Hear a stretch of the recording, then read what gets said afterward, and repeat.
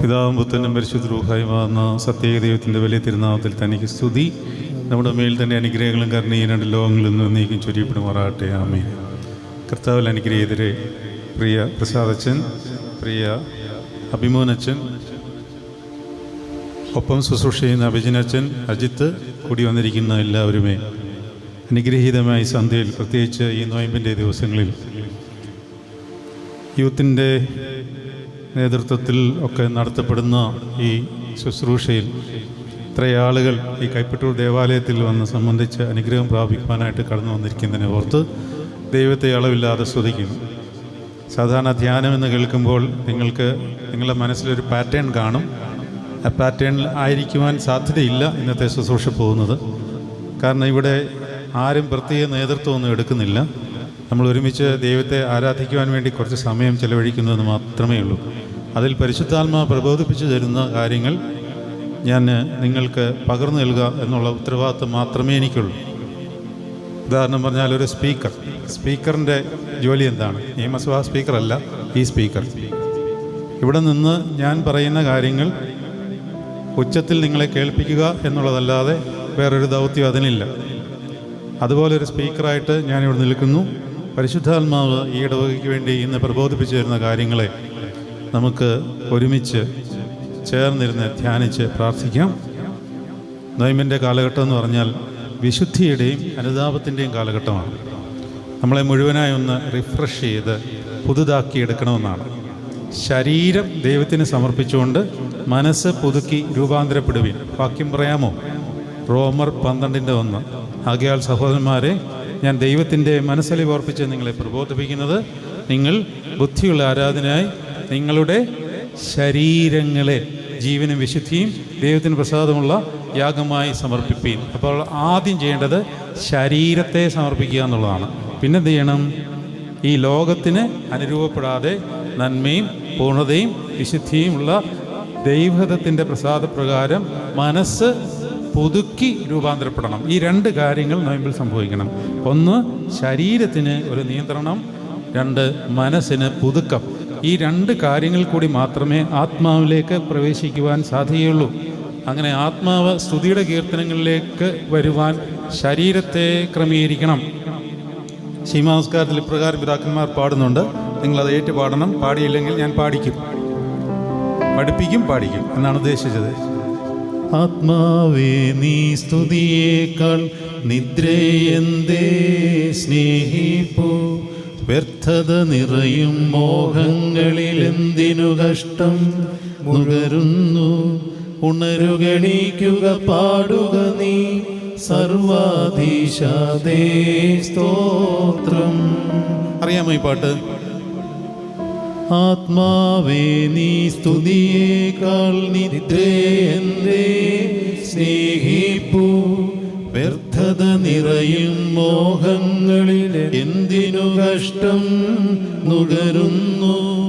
ഉണരുകണീക്കുക, പാടുക നീ സർവാധീശാദേ സ്തോത്രം. ആത്മാവേ നീ സ്തുതിയേക്കാൾ നിദ്ര എന്തുകൊണ്ടാണ് സ്നേഹിക്കുന്നത്? എന്തുകൊണ്ടാണ് നിങ്ങൾക്ക് വെളുപ്പിനെ എഴുന്നേറ്റ് പ്രാർത്ഥിക്കുവാൻ താല്പര്യം തോന്നാത്തത്? കാരണം പറയാമോ? എന്തുകൊണ്ടാണ്? ആത്മാവിന് താല്പര്യമുണ്ട്, പക്ഷേ ഡാഷോ ബലഹീനമത്രേ. എന്ത് ബലഹീനമത്രേ? ശരീരം ബലഹീനമാണ്. കർത്താവിൻ്റെ കൂടെ നടന്ന 3.5 കൊല്ലം നടന്ന ശിഷ്യന്മാർ പോലും കർത്താവൻ അവരോട് എനിക്ക് വേണ്ടി ഒരു നിമിഷം പ്രാർത്ഥിച്ചുകൊണ്ടിരിക്കണമെന്ന് ആകുലചിത്തനായി കരഞ്ഞ് നിലവിളിച്ച് അവരോട് യാചിച്ചിട്ട് പോലും അവർ ഉറങ്ങി കർത്താവിൻ്റെ അതിനിർണായകമായ നിമിഷത്തിൽ. കാരണം എന്താണ്? ആത്മാവ് ഒരുക്കമുള്ളത്, പക്ഷേ ശരീരം ബലഹീനമത്രേ. ശരീരത്തെ ആദ്യം നമ്മുടെ വരുതിയിലേക്ക് വരുത്തുവാൻ തക്കവണ്ണം പിതാക്കന്മാർ ഈ നോമ്പിലൂടെ ആവശ്യപ്പെടുകയാണ്. അതുകൊണ്ടാണ് രുചിയെ മാറ്റി വെച്ചിരിക്കുന്നത്. രുചിയെ മാത്രമല്ല, നമ്മുടെ പഞ്ചേന്ദ്രിയങ്ങൾക്കെല്ലാം ഉപവാസം. അതായത് കണ്ണ്, മൂക്ക്, നാക്ക്, ത്വക്ക്, ചെവി. അല്ലാതെ ഭക്ഷണം മാത്രം മാറ്റി വെച്ചിട്ട് അപ്പുറത്ത് പോയി വേണ്ടാത്തെല്ലാം കേട്ടേച്ച് സന്ധ്യാനമസ്കാരത്തിന് പിതാവിനും പുത്രനും പരിശുദ്ധ റൂഹായ്ക്കും സ്തുതി എന്ന് പറഞ്ഞു കഴിഞ്ഞാലൊന്നും പരിശുദ്ധാത്മാവ് വരത്തില്ല. എല്ലാം ശുദ്ധമാക്കപ്പെടണം. ആ ശരീരത്തിൽ കൂടി ഒരു ശുദ്ധത അനുഭവിച്ചു കഴിയുമ്പോൾ മനസ്സിനെ പുതുതാക്കി രൂപാന്തരപ്പെടുത്തണം. അതിനുവേണ്ടിയാണ് നിങ്ങൾ കുമ്പസാരിക്കുന്നത്. കഴിഞ്ഞ വർഷം കുമ്പസാരിച്ചു, അല്ലെ കഴിഞ്ഞ ആഴ്ച കുമ്പസാരിച്ചു, ഈ ആഴ്ചയും കുമ്പസാരിക്കുന്നത് you are renewing your mind, your soul. നിങ്ങളുടെ ആ ദേഹിയുടെ മണ്ഡലം എന്ന് പറയും, അതിനെ പുതുക്കി രൂപാന്തരപ്പെടുന്നതാണ്. അപ്പോൾ ഈ പാട്ട് നിങ്ങൾ ഒന്ന് ശ്രദ്ധിച്ച് ഒരു വരി നിങ്ങളെല്ലാവരും കൂടെ ഒന്ന് ചേർത്ത് പാടാമോ? ആത്മാവേ നീ സ്തുതിയേക്കാൾ നിദ്രയെന്തേ സ്നേഹിപ്പൂ. പാടിയേ. ആത്മാവേ സ്തുതിയേക്കാൾ, പുരുഷന്മാർ പാടിയോ? എന്തേ സ്നേഹിപ്പൂ. അടുത്ത വരി. വ്യർത്ഥത നിറയും മോഹങ്ങളിൽ എന്തിനു കഷ്ടം മുഴുകുന്നു. പാടിയേ. വ്യർത്ഥത നിറയും മോഹങ്ങളിൽ എന്തിനു കഷ്ടം. കുറച്ച് പാടിയേ. ഉണരുകണീക്കുക പാടുക നീ, ഉണരുകണീക്കുക പാടുക നീ, സർവാധീശാതേ സ്തോത്രം, സർവാധീശാതേ സ്തോത്രം. വ്യാഴാഴ്ച പ്രഭാത നമസ്കാരത്തിലെ ആദ്യത്തെ പാട്ടാണ്, രാത്രി നമസ്കാരത്തിലെ ആദ്യത്തെ പാട്ടാണ്. ആത്മാവിനോട് പറയുകയാണ്. അപ്പോൾ നമ്മളെല്ലാവരും കൂടെ കൂടി വന്ന് നമ്മൾ ദൈവത്തെ ഒന്ന് സ്തുതിച്ച് ആരാധിക്കാൻ പോവുകയാണ്. അപ്പോൾ നമുക്ക് ആ സ്തുതി എൻ മനമേ സ്തുതികളിൽ ഉന്നതനെ എന്നുള്ള പാട്ട് നല്ല ഉച്ചത്തിൽ ഭംഗിയായിട്ട് നമ്മളോട് എല്ലാവരോടും ഒപ്പം നമുക്കൊന്ന് ചേർന്ന് പാടി ദൈവത്തെ പുകഴ്ത്താം. ദൈവത്തെ സ്തുതിക്കുന്നതിലൂടെ നമ്മുടെ ആത്മാവിന് ശോഭ വർദ്ധിക്കും, ശരീരത്തിന് ഉന്മേഷം ഉണ്ടാവും. അതുകൊണ്ട് ദൈവത്തെ നമുക്കൊന്ന് ഒരുമിച്ച് സ്തുതിച്ച് ആരാധിക്കാം. ആരും വായടച്ചിരിക്കരുത്. നിങ്ങൾക്ക് പുസ്തകം തന്നിട്ടുണ്ട്. നമുക്ക് ദൈവത്തെ ഒന്ന് സ്തുതിച്ച് ആരാധിക്കാം. സ്തുതി എൻ മനമേ. പഠിക്കട്ടെ. പാട്ടുസുല 98-ാമത്തെ ഗാനം.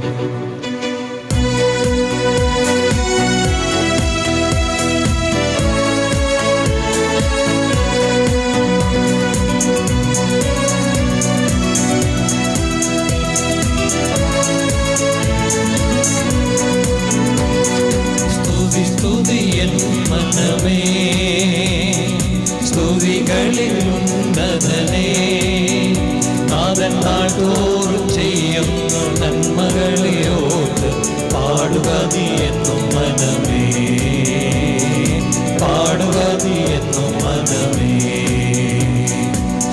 സ്തുതി എൻ മനമേ സ്തുതികളിൽ ഉന്നതനേ, നാഥൻ നാൾതോറും ചെയ്യുന്ന നന്മകളെ ഓർത്ത് പാടുക നീ എന്നും മനമേ, പാടുക നീ എന്നും മനമേ, പാടുക നീ എന്നും മനമേ. ദൈവമക്കളെ, ദൈവത്തെപ്പറ്റി നമ്മുടെ മനസ്സിൽ ധ്യാനിക്കുകയും ദൈവസന്നിധിയിൽ ഇരിക്കുകയും ചെയ്യുമ്പോൾ നമ്മുടെ ബോധത്തിലേക്ക് ആദ്യം വരേണ്ട ചിന്ത എന്താണെന്ന് നിങ്ങൾ ഏതെങ്കിലും രീതിയിൽ നിങ്ങളുടെ ഉള്ളിലേക്ക് കടന്നു വന്നിട്ടുണ്ടോ? ദൈവത്തെപ്പറ്റി നമ്മൾ മനസ്സിലാക്കിയിരിക്കുന്നത് ദൈവം സ്നേഹവാനാകുന്നു എന്നുള്ളതാണ്. ദൈവം സ്നേഹമാണ്, യാതൊരു സംശയവുമില്ല. പിതാവിൻ്റെ മാർവിടത്തിൽ നിന്ന് ഇറങ്ങി വന്ന കർത്താവെന്ന ദൈവപുത്രൻ പിതാവിൻ്റെ സ്നേഹം എന്തായിരിക്കും എന്നുള്ള കാര്യം കാൽവറിയിൽ വിരിഞ്ഞു കിടന്ന് തൻ്റെ കൈകാലുകൾ ആ മരത്തിന്മേൽ അടിച്ച് തൻ്റെ രക്തം മുഴുവൻ ഒരുക്കി ദൈവസ്നേഹം എന്താണെന്ന് നമ്മുടെ മുമ്പിൽ പ്രദർശിപ്പിച്ച് കാണിച്ച് അവനെ പരസ്യമായി നിർത്തിയിരിക്കുന്നു എന്നാണ് വചനം. പരസ്യമായി നിർത്തിയിരിക്കുന്നു. അങ്ങനെയുള്ള ദൈവത്തെപ്പറ്റി നമ്മൾ ചിന്തിക്കുകയും ധ്യാനിക്കുകയും ചെയ്യുമ്പോൾ നമ്മുടെ ഉള്ളിലേക്ക് ദൈവസ്നേഹത്തിൻ്റെ ആ പ്രതിധ്വനികൾ ആഴ്ന്നിറങ്ങുന്നുണ്ട്. എങ്കിലും അതിനേക്കാളൊക്കെ ഉപരിയായിട്ട് ദൈവത്തെപ്പറ്റി നമ്മൾ മനസ്സിലാക്കേണ്ടത് അവൻ പരിശുദ്ധനാകുന്നു എന്നുള്ളതാണ്. ദൈവം പരിശുദ്ധനാകുന്നു. അതുകൊണ്ടാണ് നമ്മുടെ ആരാധനയിലും പ്രാർത്ഥനയിലും എല്ലാം ദൈവമേ നീ പരിശുദ്ധനാകുന്നു എന്ന് നമ്മൾ ഏറ്റുപറയുകയും നമ്മളെപ്പോഴും അതിനെ പ്രഖ്യാപിക്കുകയും ചെയ്തുകൊണ്ടിരിക്കുന്നത്. ദൈവം സ്നേഹവാനാകുന്നു എന്ന് നമ്മൾ പ്രഖ്യാപിക്കാറില്ല. അതിനർത്ഥം ദൈവം സ്നേഹമല്ല എന്നല്ല. പക്ഷേ ദൈവത്തിൻ്റെ സ്നേഹം ദൈവത്തിൻ്റെ പരിശുദ്ധിയുടെ കാൻവാസിൽ മാത്രമേ വരയ്ക്കാവൂ. എല്ലാ സ്നേഹവും ദൈവസ്നേഹമല്ല. കാരണം പിശാചിന് നന്നായിട്ട് സ്നേഹിക്കാൻ അറിയാം, എന്നാൽ പിശാചിന് പരിശുദ്ധൻ ആകുവാൻ സാധിക്കില്ല. ദൈവത്തിൻ്റെ സ്നേഹം അവൻ നമുക്ക് നൽകിയിട്ടുള്ള പരിശുദ്ധാത്മാവിനാൽ നമ്മുടെ ഹൃദയങ്ങളിൽ നിറഞ്ഞിരിക്കുന്നുവെന്ന് റോമർക്കെഴുതിയ ലേഖനം 5-ാം വാക്യത്തിലുണ്ട്. എനിക്കൊരു സങ്കടം നിങ്ങളോട് പറയുവാനുണ്ട്. നിങ്ങളുടെ കയ്യിൽ വേദപുസ്തകം ഇല്ല എന്നാണ് തോന്നുന്നത്. പലരുടെയും കയ്യിൽ കാണുന്നില്ല. നമ്മൾ വചനം ശ്രവിക്കുവാൻ വരുമ്പോൾ വചനം കൊണ്ടുവരണം. പെട്ടെന്ന് വചനം വരുമ്പോൾ ഞാൻ അത് പറഞ്ഞുകൊണ്ടിരിക്കും. അതിൽ നിങ്ങൾ നോക്കുമ്പോൾ നിങ്ങളുടെ കണ്ണ് ഈ നോമ്പിന് വേണ്ടി തയ്യാറാകും. വചനം കേൾക്കുമ്പോൾ നിങ്ങളുടെ ചെവി നോമ്പിന് തയ്യാറാകും. വചനം പറയുമ്പോൾ നിങ്ങളുടെ നാവ് ശുദ്ധീകരിക്കപ്പെടും. വചനത്തെ സ്പർശിച്ച് നിൽക്കുമ്പോൾ നിങ്ങളുടെ ത്വക്കിന് അത് അനുഗ്രഹമാണ്. വചനം സംസാരിക്കുകയും പറയുകയും കേൾക്കുകയും കാണുകയും ചെയ്യുന്ന അങ്ങനെ നമ്മുടെ പഞ്ചേന്ദ്രിയങ്ങളെ ദൈവവചനവുമായിട്ട് കണക്ട് ചെയ്ത് വെച്ച് കഴിഞ്ഞാൽ നമ്മുടെ അകത്തെ ഇന്ദ്രിയങ്ങൾ ശുദ്ധീകരിക്കപ്പെടും. ദൈവ സൃഷ്ടിക്ക് എത്ര ഇന്ദ്രിയങ്ങളാണ് എന്നുള്ള കാര്യത്തെപ്പറ്റി നിങ്ങൾക്ക് ബോധ്യമുണ്ടോ? എഫേസ്യ ലേഖനം 3-ാം അധ്യായം 16-ാം വാക്യം എടുത്ത് വായിക്കാൻ പറയണമെന്ന് എനിക്ക് ആഗ്രഹമുണ്ട്. നിങ്ങളുള്ളവർ അതിലേക്ക് നോക്കുക. നിങ്ങളുടെ കണ്ണ് അനുഗ്രഹിക്കപ്പെടട്ടെ. ദൈവവചനത്തിലേക്ക് നോക്കുന്ന കണ്ണ് വിശുദ്ധിയുള്ളതായി തീരും. അങ്ങനെ ശരീരം പ്രകാശിതമാകുമെന്ന് കർത്താവ് പറഞ്ഞിരിക്കുന്നു. നിങ്ങളുടെ കണ്ണ് ചുവള്ളതെങ്കിൽ, ബാക്കി പറയൂ, നിങ്ങളുടെ കണ്ണ് ചുവള്ളതെങ്കിൽ ആർക്കും അറിയത്തില്ല ഇതിൻ്റെ ബാക്കി. നാണക്കേടാണ് കേട്ടോ. നിങ്ങളുടെ കണ്ണ് ചുവള്ളതെങ്കിൽ ശരീരം മുഴുവൻ പ്രകാശിതമായിരിക്കും. അതുകൊണ്ട് ഞാൻ ഇപ്പോൾ പരിശുദ്ധാത്മ പ്രേരിതമായിട്ട് നിങ്ങളോട് പറയുന്നു, ദൈവവചനം നിങ്ങൾ കയ്യിലെടുക്കണം, നിങ്ങൾ വായിക്കണം, ധ്യാനിക്കണം. അതിനുവേണ്ടി സമയം മെനക്കെടുത്തി ശരീരത്തെ കുത്തിയിരിപ്പിക്കണം. അല്ലാതെ എത്ര കുർബാന ചൊല്ലിച്ചാലും കൊള്ളാം, ദൈവവചനം ഉള്ളിലില്ലാതെ കർത്താവിൻ്റെ ശരീരം അകത്ത് ആക്ടിവേറ്റ് ആകത്തില്ല എന്ന് ഞാനല്ല പറഞ്ഞിരിക്കുന്നത്. വെളിപാട് പുസ്തകം 12-ാം അധ്യായം 14-ാമത്തെ വാക്യത്തിൽ പറഞ്ഞിരിക്കുന്നു, അവർ കുഞ്ഞാടിൻ്റെ രക്തം കൊണ്ടും സ്വന്തം തങ്ങളുടെ സാക്ഷ്യത്തിൻ്റെ വചനം കൊണ്ടും ശത്രുവിനെ ജയിച്ചു എന്നാണ്.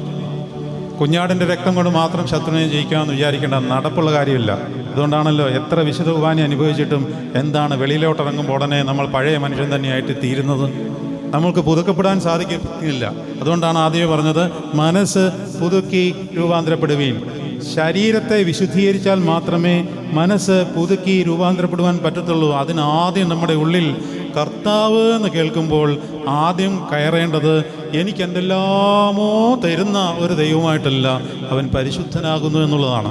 പിതാവ്, പുത്രൻ, ജീവനുള്ള പരിശുദ്ധ റൂഹ പരിശുദ്ധനാകുന്ന ത്രിയേക ദൈവമാകുന്നുവെന്ന് അടിയുറച്ച് വിശ്വസിച്ചിട്ട് പിതാവിനും പുത്രനും ജീവനും വിശുദ്ധിയുള്ള പരിശുദ്ധ റൂഹായ്ക്കും സ്തുതി എന്നുള്ള ഒറ്റ പ്രാർത്ഥനയെക്കാളിൽ വലിയ പ്രാർത്ഥന വേറൊന്നുമില്ലെന്ന് വിശ്വസിക്കുന്ന ആളാണ് ഞാൻ.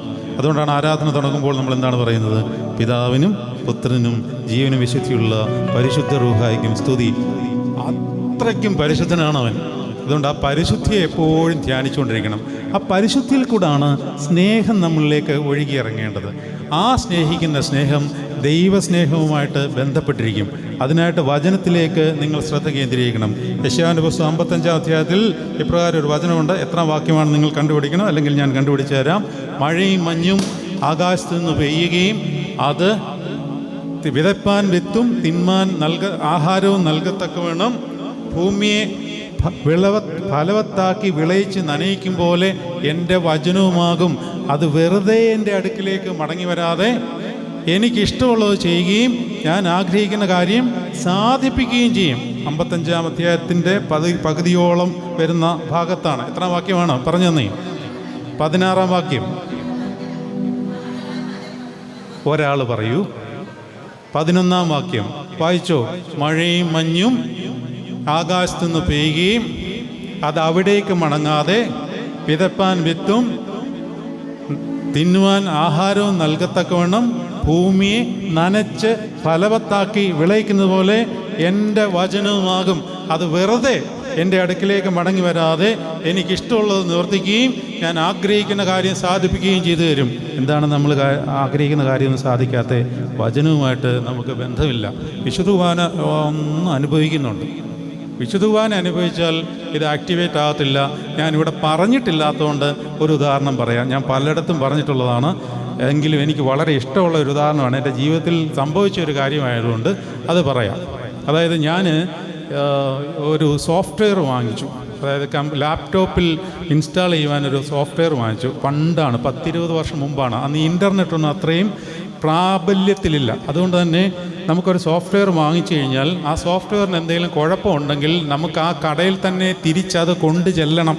എന്നിട്ട് മാത്രമേ അതിന് എന്തെങ്കിലും റിപ്പയർമെൻറ്റ് നടക്കത്തുള്ളൂ. ലാപ്ടോപ്പിൽ ഇൻസ്റ്റാൾ ചെയ്ത് കഴിഞ്ഞ് എന്തെങ്കിലും പ്രശ്നമുണ്ടെങ്കിൽ ഈ ലാപ്ടോപ്പും കൊണ്ട് വാങ്ങിച്ച സ്ഥലത്ത് പോകണം.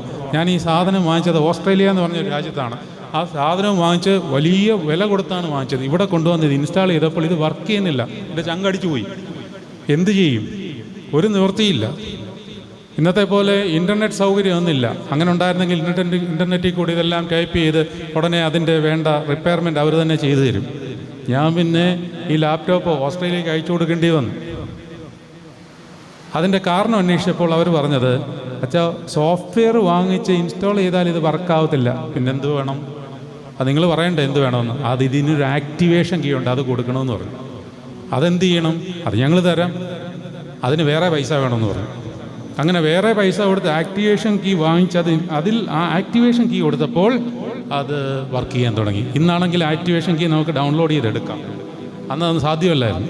അത് ഇത്രയും പ്രോസസ്സ് ഞാൻ ചെയ്യേണ്ടി വന്നു. ഞാൻ ഇത്രയും പറഞ്ഞതിൻ്റെ കാര്യം, ഈ ഇൻസ്റ്റലേഷൻ പ്രോസസ്സിംഗ് ആണ് വിശുദ്ധ കുർബാന അനുഭവം. വിശുദ്ധ കുർബാന അനുഭവിച്ചുകൊണ്ട് മാത്രം നിങ്ങൾക്ക് പുതുക്കം ഉണ്ടാവില്ല. ഞാനല്ല പറഞ്ഞ്, വേദോസ്വതി കിടപ്പുണ്ട്. വെളിപാട് 12:11. അവർ കുഞ്ഞാടിൻ്റെ രക്തം കൊണ്ടും തങ്ങളുടെ സാക്ഷ്യത്തിൻ്റെ വചനം, ഇത് രണ്ടും ഒരുപോലെ പോകണം. വേദവചനം കാലത്തും വൈകിട്ടും ധ്യാനിക്കാതെ നിങ്ങൾ എത്ര വിശുദ്ധ കുർബാനയെ സംബന്ധിച്ചാലും പരിശുദ്ധാത്മ വ്യാപാരത്തിൻ്റെ ദൈവിക കൃപയുടെ പ്രാഭവം ഇറങ്ങി വരില്ല. അത് അനുഭവിച്ചറിയാൻ പറ്റില്ല. ദൈവാനുഭവം ഉണ്ടാകത്തില്ല. ദൈവത്തെ ഉള്ളിലാക്കി എന്നുള്ള ആശ്വാസത്തിൽ പോകാം. ഇറങ്ങിക്കഴിയുമ്പോൾ നമ്മൾ പഴയ മനുഷ്യൻ തന്നെ. പള്ളികളിൽ പൊതുയോഗം കൂടുന്ന കണ്ടില്ലേ? ഉണ്ടോ? കുമ്പസാരിച്ച് കുർബാന അനുഭവിച്ചിട്ടാണ് ഇരിക്കുന്നത്. എന്തുകൊണ്ടാണ് പിന്നെയും അവിടെ ബഹളം ഉണ്ടാകുന്നത്? ഇത് ആക്ടിവേറ്റ് ആയില്ല. ഇൻസ്റ്റാൾ ചെയ്തു, സോഫ്റ്റ്വെയർ ഇൻസ്റ്റാൾ ചെയ്തു, ആക്ടിവേറ്റ് ആയില്ല. ആക്ടിവേഷൻ കീ ആണ് ഇത്. രാവിലെയും വൈകിട്ടും എടുക്കണം. യോശുവയുടെ പുസ്തകം 1-8 വാക്യം എന്താണ് പറയുന്നത്? ഈ ന്യായപ്രമാണ പുസ്തകത്തിലുള്ളത് നിന്റെ വായിൽ നിന്ന് നീങ്ങിപ്പോകരുത്. ഇതിൽ എഴുതിയിരിക്കുന്നതൊക്കെയും പ്രമാണിച്ച് നടക്കേണ്ടതിന് നീ ഇത് രാവും പകലും ധ്യാനിച്ചുകൊണ്ടേയിരിക്കണം. താല്പര്യമുണ്ടോ? താല്പര്യമില്ല. കാര്യം എന്താണ്? ആത്മാവിന് താല്പര്യമുണ്ട്. അതറിയാമോ? ആത്മാവിന് നല്ല താല്പര്യമാണ്. ആർക്കാണ് താല്പര്യമില്ലാത്തത്? ശരീരത്തിന് താല്പര്യമില്ല. അപ്പോൾ ശരീരത്തെ നമ്മൾ തോൽപ്പിക്കുവാനുള്ള ശക്തിയും കൃപയും ദൈവസന്നിധിയിൽ നിന്ന് നമ്മൾ നേടിയെടുക്കണം. ഈ അടുത്തിടെയായിട്ട് പരിശുദ്ധാത്മാവ് എനിക്ക് തന്നൊരു ബോധ്യമാണ്. ഈ താല്പര്യം എങ്ങനെ ശരീരത്തിന് കിട്ടും? ശരീരമാണല്ലോ ഇത് നമ്മളെ മാറ്റി നിർത്തുന്നത്. വേദപുസ്തകം വായിക്കണം. എന്തിനാണ്? അതേസമയം ഉറങ്ങിയാൽ പോരെ, അല്ലെങ്കിൽ വേറെ എന്തെങ്കിലും ചെയ്യാം, ടി വി കാണാം, അല്ലെങ്കിൽ കോമഡി ഷോ കാണാം. ശനിയാഴ്ച സന്ധ്യയ്ക്ക്, അതായത് ഞായറാഴ്ച സന്ധ്യാ നമസ്കാരത്തിന് കോമഡി ഷോയും ബിഗ് ബോസും പിന്നെ ഏഷ്യാനെറ്റ് ന്യൂസും അല്ലെങ്കിൽ അതുപോലെയുള്ള ന്യൂസ് ചാനലെല്ലാം കണ്ടിട്ട് വിശുദ്ധ കുർബാനയ്ക്ക് വന്ന് സംബന്ധിച്ചാലൊന്നും പരിശുദ്ധാത്മാവിൻ്റെ ആ പ്രാഭവമോ ദൈവമഹത്വമോ ഒന്നും കിട്ടില്ല. എൻ്റെ ദൈവമക്കളെ, അത് വിശുദ്ധി വേണം. ദൈവം പരിശുദ്ധനാകുന്നു. അവൻ നിൻ്റെ സൃഷ്ടാവാകുന്നു. സൃഷ്ടാവായ ദൈവത്തിൻ്റെ ആ പരിശുദ്ധി സൃഷ്ടി ഏറ്റെടുക്കാതെ സൃഷ്ടാവായ ദൈവത്തോട് താതാത്മ്യം പ്രാപിക്കാമെന്ന് വിചാരിച്ചാൽ നടക്കില്ല. കാരണം കർത്താവ് ആത്മാവാകുന്നു. കർത്താവിൻ്റെ ആത്മാവുള്ളിടത്ത് സ്വാതന്ത്ര്യമുണ്ട്. മൂടുപടം നീങ്ങിപ്പോയ മുഖത്ത് കർത്താവിൻ്റെ തേജസ്സിനെ കണ്ണാടി പോലെ പ്രതിബിംബിക്കുന്നവരായി നാം എല്ലാവരും ആത്മാവാകുന്ന കർത്താവിൻ്റെ ദാനമായി തേജസ്സിന്മേൽ തേജസ് പ്രാപിച്ച് അതേ പ്രതിമയായി രൂപാന്തരപ്പെടുവാൻ പരിശുദ്ധി ആവശ്യമാണ്. ഞാൻ വിശുദ്ധനായിരിക്കുന്ന പോലെ നിങ്ങളും വിശുദ്ധനാകണം. അവൻ നിന്റെ സൃഷ്ടാവാണ്. ഞാൻ നിന്നെ സൃഷ്ടിച്ച ദൈവം, ഞാൻ നിന്നെ സൃഷ്ടിച്ച ദൈവം, ഞാൻ നിന്നെ രക്ഷിച്ച ദൈവം, ഞാൻ നിന്റെ പാതയിൽ എന്നും വെളിച്ചമായി നിന്നെ നയിക്കുന്ന ദൈവം. ഭയപ്പെടേണ്ട മകനേ മകളേ, ഞാൻ നിന്റെ ദൈവമല്ലേ. ഭയപ്പെടേണ്ട മകനേ മകളേ, ഞാൻ നിന്റെ ദൈവമല്ലേ. കരയരുതേ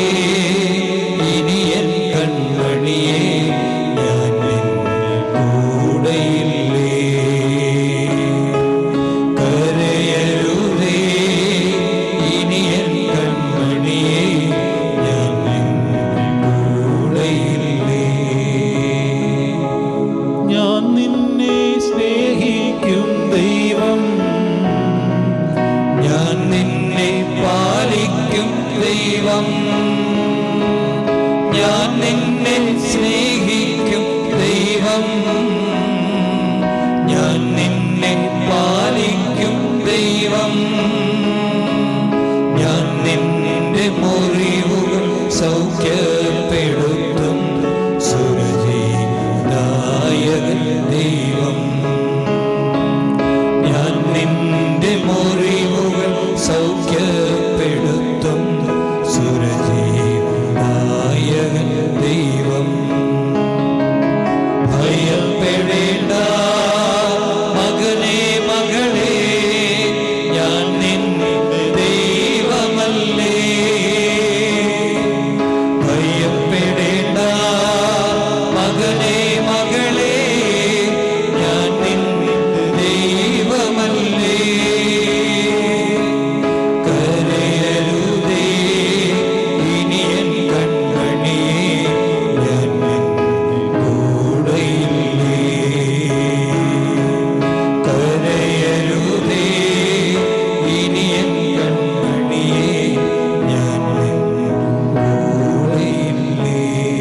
അതുകൊണ്ട് സൃഷ്ടിയായിരിക്കുന്ന നാം പരിശുദ്ധനാകുന്ന ദൈവത്തിൻ്റെ സൃഷ്ടിയാകുന്നുവെങ്കിൽ കർത്താവ് നിങ്ങളോട് പറയുന്നു, ഞാൻ വിശുദ്ധനായിരിക്കുന്നത് പോലെ നിങ്ങളും വിശുദ്ധരാകണം. താല്പര്യമല്ല ഉണ്ടോ ആർക്കെങ്കിലും? ഈ വിശുദ്ധനാകണ്ടേ? അതോ ഇത് മരുബല തിരുമേനിക്കും ദൈവമാതാവിനും അതുപോലെയുള്ള ആദ്യ സഭയിലെ പിതാക്കന്മാർക്ക് പറഞ്ഞിട്ടുള്ളത് മാത്രമാണോ വിശുദ്ധി? വിശുദ്ധി നമുക്ക് അത്യന്താപേക്ഷിതമാണ്. കാരണം കർത്താവ് വിശുദ്ധനാണ്. നിങ്ങൾ കർത്താവിനെ അനുഗമിക്കുവാൻ ആഗ്രഹിക്കുന്നുണ്ടെങ്കിൽ വിശുദ്ധി പ്രാപിക്കണം. വിശുദ്ധി പ്രാപിക്കണമെന്നുണ്ടെങ്കിൽ കർത്താവിനോട് ചേർന്ന് തന്നെ നടക്കണം. കാരണം കർത്താവ് സമം വിശുദ്ധി. ആ പരിശുദ്ധി നമ്മൾ ആഗ്രഹിച്ചാൽ അവൻ അത് ഒഴുക്കിത്തരും. അതിൻ്റെ കൂടെ വരുന്നതെല്ലാം ബോണസാണ്. ഇതാണ് ആഗ്രഹിക്കേണ്ടത്. വിശുദ്ധ കുർബാന എലിവേറ്റ് ചെയ്യുന്ന സമയത്ത് നമ്മൾ ഏറ്റുപറയുന്ന ഒരു കാര്യമുണ്ട്. പരിശുദ്ധനാകുന്ന ഏകപിതാവും പരിശുദ്ധനാകുന്ന ഏകപുത്രനും പരിശുദ്ധനാകുന്ന ഏകറുഹായുമല്ലാതെ പരിശുദ്ധനില്ല. നമ്മൾ ചൊല്ലുന്നത് പരിശുദ്ധനായ എന്നാണ്. യഥാർത്ഥത്തിൽ ആ പ്രയോഗം ശരിയല്ല. ആണോ? അതിനകത്ത് എന്താണ് കുറവുള്ളത്, തെറ്റുള്ളത്? പരിശുദ്ധനായ ഏകപിതാവ് എന്ന് പറയുമ്പോൾ അതിനകത്തൊരു ചെറിയ ഒരു തിയോളജിക്കൽ എററുണ്ട്. പിന്നെ നമ്മളത് ആ രീതിയിലൊന്നും ചിന്തിക്കാത്തതുകൊണ്ട് കുഴപ്പമില്ല. എന്താണ് പ്രശ്നം? പരിശുദ്ധനായ എന്ന് പറയുമ്പോൾ പരിശുദ്ധനായ മാതാവ് അല്ലെങ്കിൽ പരിശുദ്ധനായ മരുബല തിരുമേനി, പരിശുദ്ധയായ മാതാവ്, അതാണ് പ്രയോഗം. കാരണം ഇവർ പരിശുദ്ധരാക്കപ്പെട്ടവരാണ്. എവിടെ നിന്ന്? ദൈവത്തിൻ്റെ വിശുദ്ധിയിൽ നിന്ന് പരിശുദ്ധി ആർജിച്ച് പരിശുദ്ധിയിലേക്ക് പ്രവേശിച്ചവരാണ്. കാന്തം ഇരുമ്പിനെ ആകർഷിച്ച് ചേർത്ത് നിർത്തുമ്പോൾ ഇരുമ്പെന്തായി മാറും?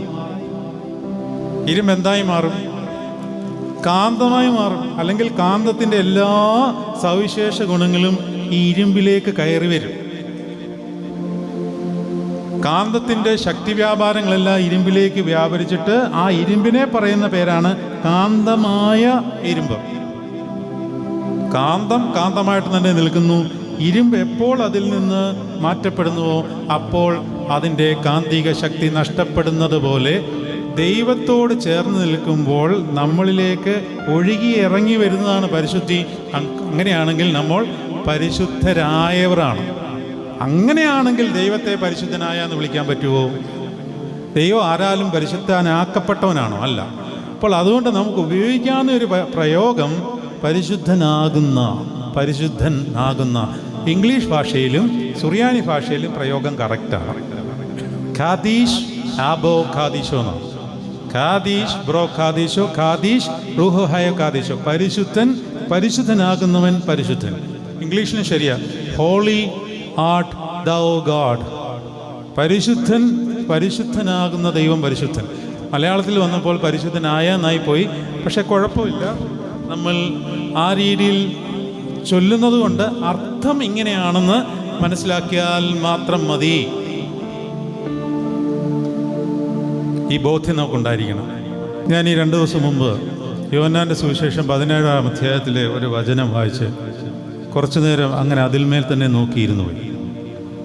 17-ാം അധ്യായം 5-ാം വാക്യം, കർത്താവിൻ്റെ മഹാപുരോഹിത പ്രാർത്ഥന എന്നാണ് ഈ അധ്യായത്തെപ്പറ്റി പറയുന്നത്. അതായത് പിറ്റേന്ന് താൻ വ്യഥയേൽക്കുവാനായിട്ട് കാൽവറിയിലേക്ക് കയറുകയാണ്.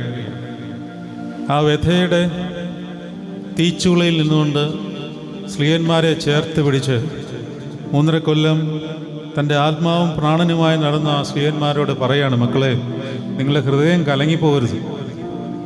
ദൈവത്തിൽ വിശ്വസിക്കണം, എന്നിലും വിശ്വസിക്കണം.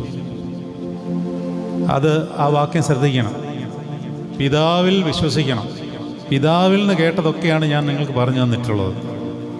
എന്നിലും വിശ്വസിക്കണം, കർത്താവിൽ വിശ്വസിക്കണം. ഇന്നത്തെ കാലത്ത് പിശാച് പല രീതിയിലാണ് നമ്മളെ ആക്രമിക്കുന്നത്. ദൈവത്തെ യഥാർത്ഥമായി മനസ്സിലാക്കാൻ കഴിയാത്ത രീതിയിൽ പിശാച് നമ്മുടെ സമൂഹത്തിലെ സഹോദരന്മാരെയെല്ലാം ചുറ്റിക്കുന്നുണ്ട്. അതായത് കർത്താവ് ദൈവമല്ല, വിശ്വസിക്കുന്നതൊരു കുറവാണ്, വിശ്വാസികൾക്ക് ലോകത്തിൽ യാതൊരു മൂല്യവുമില്ല എന്ന് നമ്മളെ ഉദ്ബോധിപ്പിക്കുകയും പഠിപ്പിക്കുകയും ദൈവസ്നേഹത്തെ വികലമായി വ്യാഖ്യാനിക്കുകയും ചെയ്തുകൊണ്ട് ഇറങ്ങി നടക്കുന്ന വിവിധ തരം പിശാചുക്കളുണ്ട്. ഇത് ഫിലോക്കാലിയ എന്ന് പറയുന്ന പുസ്തകമാണ്. ഞാനിപ്പോൾ എപ്പോഴും കൊണ്ടു നടക്കും. പ്രസംഗിക്കാൻ കൊണ്ടുപോകുന്നൊന്നുമല്ല, എപ്പോഴും കൈ കാണും. ഇതിനകത്ത് നോമ്പ് കാലഘട്ടത്തിൽ ധ്യാനിക്കുവാൻ വേണ്ടി വിവിധ ചിന്തകളുണ്ട്. പല രീതിയിലുള്ള പൈശാചിക ആക്രമണങ്ങളെപ്പറ്റി പിതാക്കന്മാർ ഇതിൽ വ്യാഖ്യാനിച്ചിട്ടുണ്ട്. അതിലൊരു പിശാച് ദൈവത്തെ നിഷേധിക്കുന്ന പിശാചുക്കൾ ദൈവമക്കളെന്ന് അഭിനയിച്ചുകൊണ്ട് നടക്കുന്നുണ്ട്. അങ്ങനെയൊരു ആത്മാവ്, പൈശാചിക ഭാവന നമ്മളുടെ ഹൃദയങ്ങളിൽ വാഴുന്നുണ്ട്. പള്ളിയിലൊക്കെ പോകുന്നുണ്ടാവും, ആരാധനയൊക്കെ നടത്തുന്നുണ്ടാവും, വിശുദ്ധ കുർബാനയൊക്കെ കൈക്കൊണ്ടുന്നുണ്ടാവും, പ്രാർത്ഥനാ യോഗം ഉണ്ടാവും, ട്രസ്റ്റി ആയിരിക്കാം, സെക്രട്ടറി ആയിരിക്കാം, വികാരിയുമായിരിക്കാം, അച്ഛനുമായിരിക്കാം, ധ്യാനപ്രസംഗമൊക്കെ നടത്തുന്നുണ്ടാവാം. പക്ഷേ ഉള്ളിൽ ഇതൊക്കെ ഉണ്ടോ? എന്തുകൊണ്ടാണത് വരുന്നത്? അനുഭവമില്ല, ദൈവാനുഭവമില്ല. അതുകൊണ്ട് നിങ്ങൾ ആരും വിചാരിക്കരുത് ആത്മീകത എന്ന് പറയുന്നത് എല്ലാ ഞായറാഴ്ചയും വിശുദ്ധ കുർബാന കാണുന്നതും രാവിലെയും വൈകിട്ടും പ്രാർത്ഥിക്കുന്നതും ദാനധർമ്മം ചെയ്യുന്നതും മാത്രമല്ലെന്നല്ല, അത് വേറൊന്നിൽ നിന്നാണ് ഈ പവർ ഇറങ്ങി വരേണ്ടത്. ആ വേറൊന്നെന്ന് പറയുന്നതാണ് ദൈവാനുഭവം. അതായത് എന്തുകൊണ്ടാണ് നമുക്ക് വചനം വായിക്കണ്ട എന്ന് തോന്നുന്നത്? ശരീരം എന്തുകൊണ്ടാണ് അതിനെ വിലക്കുന്നത്? അല്ലെങ്കിൽ ശരീരം എന്തുകൊണ്ട് സമ്മതിക്കുന്നില്ല? വൈകിട്ടാകുമ്പോൾ ശരീരത്തിന് ഒരുപാട് കാര്യങ്ങൾ നിവർത്തിക്കാനുണ്ട്. രാവിലെ ആകുമ്പോൾ അതിനേക്കാളുണ്ട്. ഓഫീസിൽ പോകണം, നേരത്തെ എഴുന്നേൽക്കണം, മക്കൾക്ക് അപ്പം ഉണ്ടാക്കണം, എല്ലാം ശരീരം കൊണ്ടാണ് നമ്മൾ ചെയ്യുന്നത്. അപ്പോൾ ഈ ശരീരത്തെ കൊണ്ട് എവിടെയെങ്കിലും ഇരുത്തിയാലല്ല നമുക്കിത് വായിക്കുവാൻ പറ്റത്തുള്ളൂ, അല്ലേ? യെശയ്യാവ് 33:15 ഒന്ന് വായിച്ചേ. യെശയ്യാവ് 33:15. യെശയ്യാവ് 33:15. മനം തിരിഞ്ഞ് അടങ്ങിയിരുന്നാൽ നിങ്ങൾക്ക് കൊള്ളാം, വിശ്രമിക്കുന്നതിലും ആശ്രയിക്കുന്നതിലുമാണ് ബലം. എന്നാൽ നിങ്ങൾക്ക് മനസ്സാകാതെ, അല്ല, ഞങ്ങൾ കുതിരപ്പുറത്ത് കയറി ഓടുമെന്ന് ഞങ്ങൾ പറഞ്ഞു, നിങ്ങൾ ഓടിപ്പോകും. അല്ല, ഞങ്ങൾ തുരങ്കന്മേൽ കയറി ഓടുമെന്ന് പറഞ്ഞു, നിങ്ങൾ പോകേണ്ടി വരും. പക്ഷേ നിന്നെ പിന്തുടരുന്നവർ നിങ്ങളെക്കാൾ വേഗതയുള്ളവരായിരിക്കും. എന്ന് പറഞ്ഞാൽ നമ്മളിങ്ങനെ വിവിധ കാര്യങ്ങളിൽ ഇടപെട്ട് മുഴുകി ലോകത്തിൻ്റെ കാര്യങ്ങളിലെല്ലാം പുറകെ പോയി നടക്കുമ്പോൾ ദൈവസന്നിധിയിൽ മറിയ കാൽപാദത്തിൽ ഇരുന്ന് വിശ്രമിച്ച് വചനത്തിൻ്റെ ശ്രേഷ്ഠത മനസ്സിലാക്കി ദൈവാനുഭവം കണ്ടെത്തിയതുപോലെ കണ്ടെത്തുവാൻ നിങ്ങൾ സമയം ചെലവഴിക്കുന്നില്ല എങ്കിൽ ആമോസിലെ പ്രവചനം നിവൃത്തിയാകും. അപ്പത്തിനായുള്ള വിശപ്പല്ല, വെള്ളത്തിനായുള്ള ദാഹവുമല്ല, ദൈവത്തിൻ്റെ വചനത്തിനായിട്ടുള്ള ദാഹം തന്നെ ദേശത്തിലേക്ക് അയക്കും എന്നൊരു കാലം വരും. യുദ്ധമൊക്കെ കേട്ടുകൊണ്ടിരിക്കുന്നതേ ഉള്ളൂ. ഇവിടെ സംഭവിച്ചു കൂടാഴിയൊന്നുമില്ല. ഞാനിപ്പോൾ അല്പം ടെൻഷനിലാണ് നിൽക്കുന്നത്. എനിക്കൊരു യാത്ര പോകാനുണ്ട് ഇന്ന് രാത്രിയിൽ തന്നെ. എന്നോട് പറഞ്ഞിരിക്കുന്നത് എയർപോർട്ടിൽ 5 മണിക്കൂർ മുമ്പെങ്കിലും മിനിമം റിപ്പോർട്ട് ചെയ്യണമെന്നാണ്. പക്ഷേ അവിടെ ചെല്ലുമല്ലോന്നും എനിക്കറിയത്തില്ല. അതിനേക്കാളിൽ പ്രാധാന്യം ഈ വചനത്തിന് ഞാൻ കൊടുക്കുന്നതുകൊണ്ടാണ് ഞാൻ ഇന്നിവിടെ നിൽക്കുന്നത്. അല്ലെങ്കിൽ ഞാൻ പോയേനെ. 5 മണിക്കൂർ മുമ്പ് ഞാൻ ഉദ്ദേശിക്കുന്ന എയർപോർട്ടിൽ എനിക്ക് ചെല്ലണമെന്നുണ്ടെങ്കിൽ 1 മണിക്കൂർ മുമ്പെങ്കിലും പുറപ്പെടണം. പക്ഷേ അതിനേക്കാളിൽ പ്രാധാന്യം ഇതിന് ഞാൻ കൊടുക്കുന്നു, അത്രയേ ഉള്ളൂ. നിങ്ങൾ വചനത്തിലേക്ക് പ്രാധാന്യം ഊന്നിയാൽ ദൈവം നടത്തിക്കോളും. വേറൊന്നിനെ പറ്റിയും നമ്മൾ ആകുലരാകേണ്ട കാര്യമില്ല. അങ്ങനെ വചനത്തിൽ കൂടി നമ്മൾ വിശുദ്ധിയെ ആർജിക്കും. വിശുദ്ധി ആർജിക്കുമ്പോൾ നമ്മുടെ വിചാരം ഇത് വലിയ സുഖമുള്ള ഒരു പരിപാടിയാണെന്നാണ്. സുഖമൊക്കെയാണ്, പക്ഷേ ആ സുഖം ആത്മസുഖമാണെന്ന് മാത്രം. ശരീരത്തിന് അല്പം ക്ലേശത ആദ്യമേ വരും. കാരണം ശരീരത്തെ നമ്മൾ പിടിച്ചിരുത്തണം, അല്ലാതിരിക്കത്തില്ല. ആദ്യം ഇത് വിഷമുള്ള കാര്യമാണ്. ആ വിഷമത്തെ തരണം ചെയ്യുവാൻ ശരീരത്തെ നമ്മൾ ഇരുത്തണം. ഇരുത്തി കഴിയുമ്പോൾ നമ്മൾ ആദ്യം ഇത് പ്രയാസമാകുമെങ്കിലും നമ്മളങ്ങനെ ഇരുത്തിയാൽ ആത്മാവിലേക്ക് ശോഭ കയറും. ആത്മാവിലേക്ക് ശോഭ കയറുമ്പോൾ ശോഭയ്ക്കൊരു കാര്യമുണ്ട്, അല്ലെങ്കിൽ മഹത്വത്തിന് അല്ലെങ്കിൽ തേജസ്സിനൊരു പ്രത്യേകതയുണ്ട്. അത് അവിടെ നിൽക്കത്തില്ല, അത് മനസ്സിലോട്ട് സ്പ്രെഡ് ചെയ്യും. മനസ്സിൽ നിന്ന് അത് തിരിച്ച് ശരീരത്തിലേക്ക് തന്നെ വരും. അങ്ങനെ തിരിച്ച് ശരീരത്തിലേക്ക് വരുന്നത് വരെ ശരീരം പ്രതിരോധിച്ചുകൊണ്ടേയിരിക്കും. ഇത് കൊള്ളില്ല, ഈ പരിപാടി കൊള്ളില്ലെന്ന് പറയും. പക്ഷെ തിരിച്ച് ശരീരത്തിലേക്ക് കയറിയാൽ ശരീരത്തിന് മനസ്സിലാവും ഇത് കൊള്ളാമല്ലോ. അതുവരെ ശരീരം നിങ്ങളോട് യുദ്ധം ചെയ്യും. ആ യുദ്ധം ചെയ്യുന്നതിനെതിരെ യുദ്ധം ചെയ്യുന്നതാണ് നോമ്പ്. അതായത് ശരീരത്തോടാണ് ആദ്യം നമ്മൾ യുദ്ധം ചെയ്യേണ്ടത്. ശരീരമെല്ലാം ചോദിക്കും, പല കാര്യങ്ങളും ചോദിക്കും. ശരീരമേ, no, I won't give you this എന്ന് പറയുവാൻ ഉള്ള ആത്മീയ ശക്തി ആത്മാവിൽ നിന്ന് നമ്മൾ പ്രാപിക്കണമെങ്കിൽ ശരീരത്തെ ബോധപൂർവം നിഷ്ഠയിലേക്ക് കൊണ്ടുവന്നെങ്കിലേ പറ്റത്തുള്ളൂ. അതിൻ്റെ ഒരു ഭാഗം മാത്രമാണ് രുചി. ഭക്ഷണവുമായിട്ട് ബന്ധപ്പെട്ട് വളരെയധികം കാര്യങ്ങൾ പറയാനും പഠിക്കാനുമുണ്ട്. ഭക്ഷണം ആത്മാവിൻ്റെ ശോഭയെ കെടുത്തുന്നതാണ്. ഞാൻ ഈ ഇടയായിട്ട് മൈലപ്ര മാത്യൂസ് റമ്പാച്ചൻ്റെ മധുര സംഭാഷണങ്ങൾ ഇനി എഴുതാൻ കിടക്കുന്നത് നിങ്ങൾ കേട്ടിട്ടുണ്ടോ എന്നറിയത്തില്ല. അദ്ദേഹം മൗനം ഇരിക്കുന്ന കാലത്ത് അദ്ദേഹം കർത്താവിനോട് സംഭാഷിക്കുന്ന കാര്യങ്ങൾ എഴുതി വെച്ചിട്ടുണ്ട്. എനിക്ക് തോന്നുന്നില്ല മലങ്കര സഭയിൽ ആരും അങ്ങനെ ചെയ്തിട്ടില്ല. കാതലിക് സഭയിൽ സിസ്റ്റർ ഫൗസ്തിയ എന്നൊക്കെ പറഞ്ഞ് സിസ്റ്റേഴ്സുമാരൊക്കെ അങ്ങനെ കർത്താവിനോട് സംസാരിച്ച സംഭാഷണങ്ങൾ എഴുതി വെച്ചിട്ടുണ്ട്. മാത്യൂസ് റമ്പാച്ചൻ എഴുതി വെച്ചിരിക്കുന്ന 2 വോളിയം റിലീസ് ചെയ്തിട്ടുണ്ട് മധുര സംഭാഷണങ്ങൾ. ഇനിയും കെട്ടുകണക്കിന് ബുക്കുകൾ അദ്ദേഹത്തിൻ്റെ കൈപ്പടയിൽ എഴുതി വെച്ചിരിക്കുന്നു. മഷിയെല്ലാം പടർന്ന് വായിക്കാൻ പ്രയാസമാണ്. എന്നെ അഭിനന്ദ തിരുമേനി അതെല്ലാം എടുത്തു വെച്ചിട്ട് അത് എഴുതുവാൻ വേണ്ടി പകർത്തുവാൻ വേണ്ടി ഏൽപ്പിച്ചു. അപ്പോൾ 1 വർഷത്തെ കാലത്തിനിടയിൽ ഈ പീഡാനുഭവ വാരമൊക്കെ വരുമല്ലോ.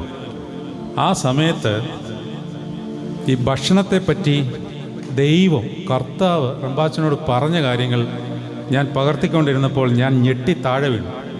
അതിനകത്ത് അച്ഛാ പുസ്തകം അതിനകത്തിരിപ്പുണ്ട്. ആ പുറകിലത്തെ ആ ബാഗിലെടുത്ത് ഞാൻ എഴുതിക്കൊണ്ടിരിക്കുന്ന കാര്യം ഞാൻ നിങ്ങളെ ഒന്ന് വായിച്ച് കേൾപ്പിക്കാം. ഈ പുസ്തകം ഇതൊരു പുസ്തകമാക്കി അടുത്ത പെരുന്നാളിന് മുമ്പ് റിലീസ് ചെയ്യണമെന്നൊക്കെ കർത്താവിൽ ശരണപ്പെടുകയാണ്.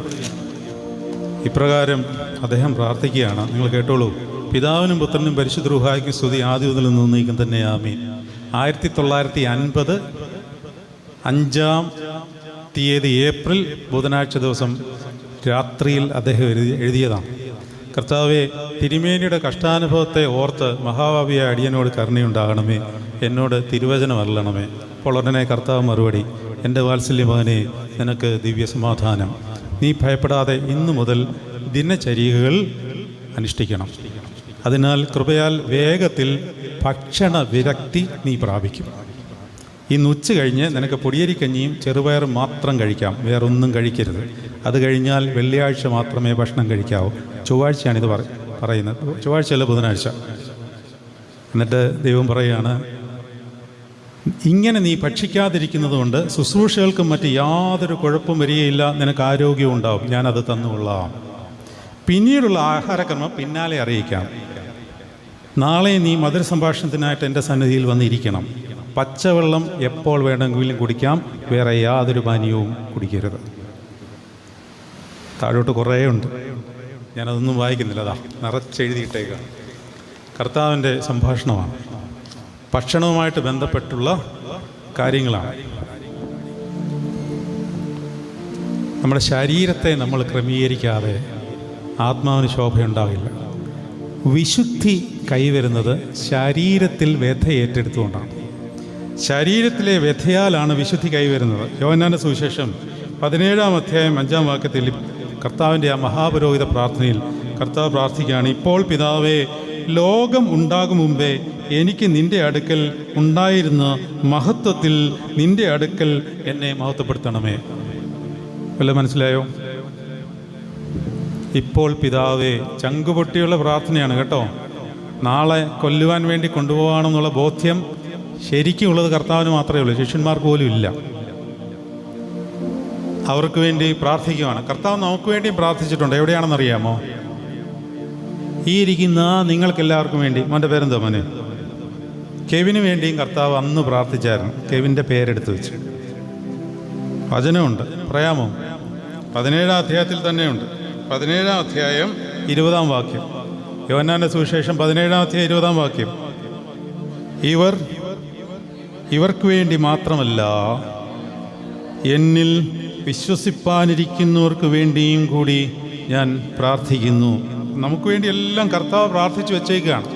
ആ പ്രാർത്ഥനയോട് പങ്കാളികളാകുകയാണ് നമ്മൾ ഓരോ നമസ്കാരങ്ങളിലും പ്രാർത്ഥനകളും ചെയ്യുന്നത്. നമ്മളായിട്ടൊന്നും ചെയ്യുന്നില്ല. കർത്താവ് പ്രാർത്ഥിച്ച പ്രാർത്ഥനയോടെ പങ്കാളികളാകുകയാണ്. അപ്പോൾ ജീവിതത്തിലെ വിശുദ്ധിക്ക് വേണ്ടി കർത്താവ് അനുവദിച്ചു തന്നിട്ടുള്ള കഷ്ടതകളും ഭാരങ്ങളും നൊമ്പരങ്ങളും പ്രയാസങ്ങളും എല്ലാം കർത്താവിൻ്റെ കഷ്ടാനുഭവത്തോടുകൂടി ചേർത്ത് വയ്ക്കുകയാണ് ചെയ്യുന്നത്.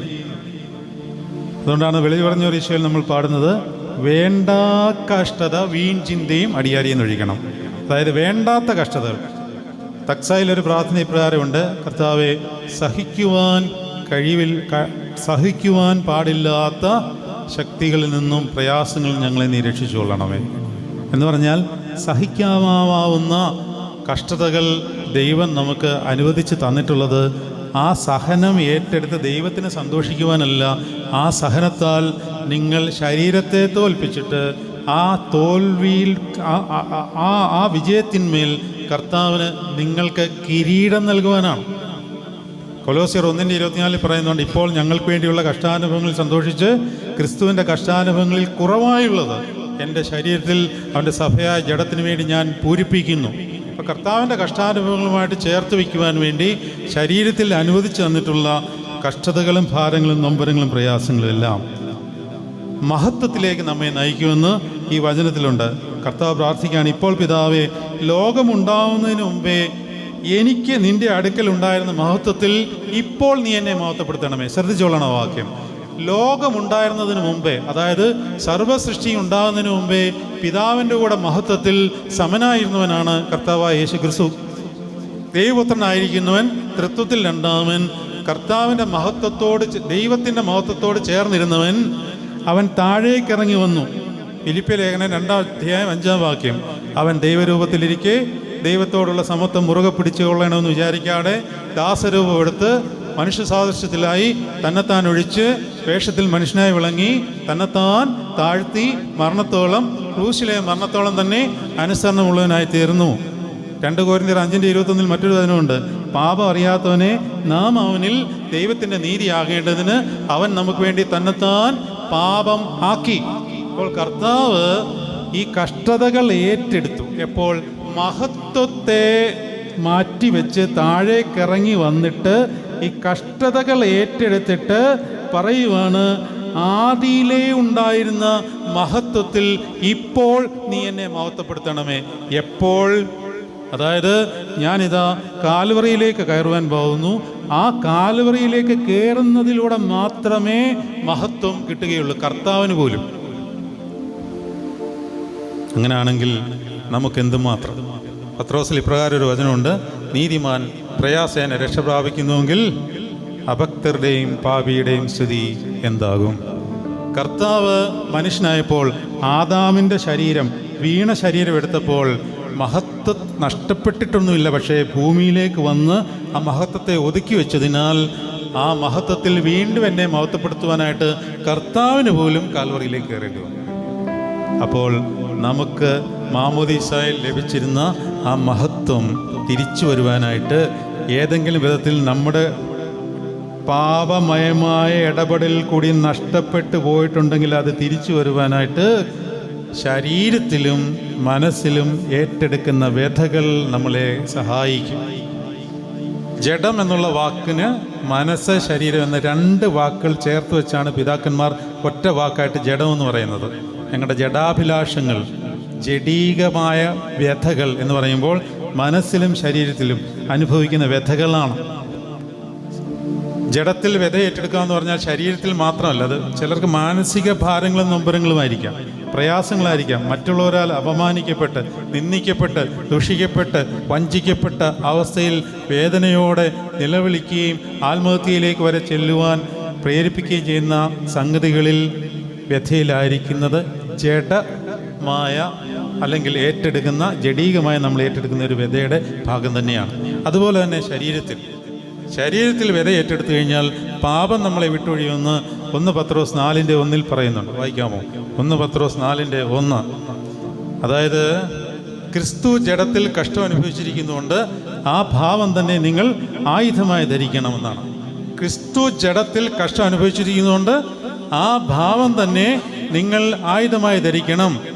ജഡത്തിൽ കഷ്ടം അനുഭവിക്കുന്നവൻ ഇനി ശേഷിച്ചിരിക്കുന്ന കാലം മാനുഷിക മോഹങ്ങൾക്കല്ല, ദൈവത്തിൻ്റെ ഇഷ്ടത്തിന് അത്ര അധീനരാകിയാൽ പാപം വിട്ടൊഴിഞ്ഞിരിക്കും. അപ്പോൾ ജഡത്തിൽ വ്യതയേറ്റാലേ പാപം ഒഴിയത്തുള്ളൂ. അതുകൊണ്ട് വിശുദ്ധിക്ക് വേണ്ടി നമുക്കൊരു ഒരു വേദന, കർത്താവ് തന്നിരിക്കുന്ന വേദനയെ നമുക്ക് ഏറ്റെടുത്ത് വെച്ച് ഈ ഗോകുൽത്തായിൽ സമർപ്പിക്കണം. ഈ സ്ലീബ ആഘോഷിച്ചപ്പോൾ പ്രിയപ്പെട്ട അച്ഛനൊരു പ്രാർത്ഥന ചൊല്ലിയത് നിങ്ങൾ ശ്രദ്ധിച്ചിട്ടുണ്ടോ എന്നറിയത്തില്ല. പടിഞ്ഞാറോട്ട് തിരിഞ്ഞു ചൊല്ലിയ പ്രാർത്ഥന ഇപ്രകാരമാണ്: കർത്താവേ, സ്ലീബ ഈ ദേവാലയ മധ്യത്തെ നാട്ടിയിരിക്കുമ്പോൾ ഞങ്ങളുടെ ഹൃദയങ്ങളിൽ ഞങ്ങൾ വഹിക്കുന്ന സ്ലീബായെ ഞങ്ങളിതാ ഉയർത്തി സ്ഥാപിക്കുന്നു. അതാണ് യഥാർത്ഥ സ്ലീബ. പൊരുളിലെ അടയാളമാണത് എന്ന് പറഞ്ഞാൽ മനസ്സിലായോ? പൊരുളിലെ അടയാളം മനസ്സിലായില്ല.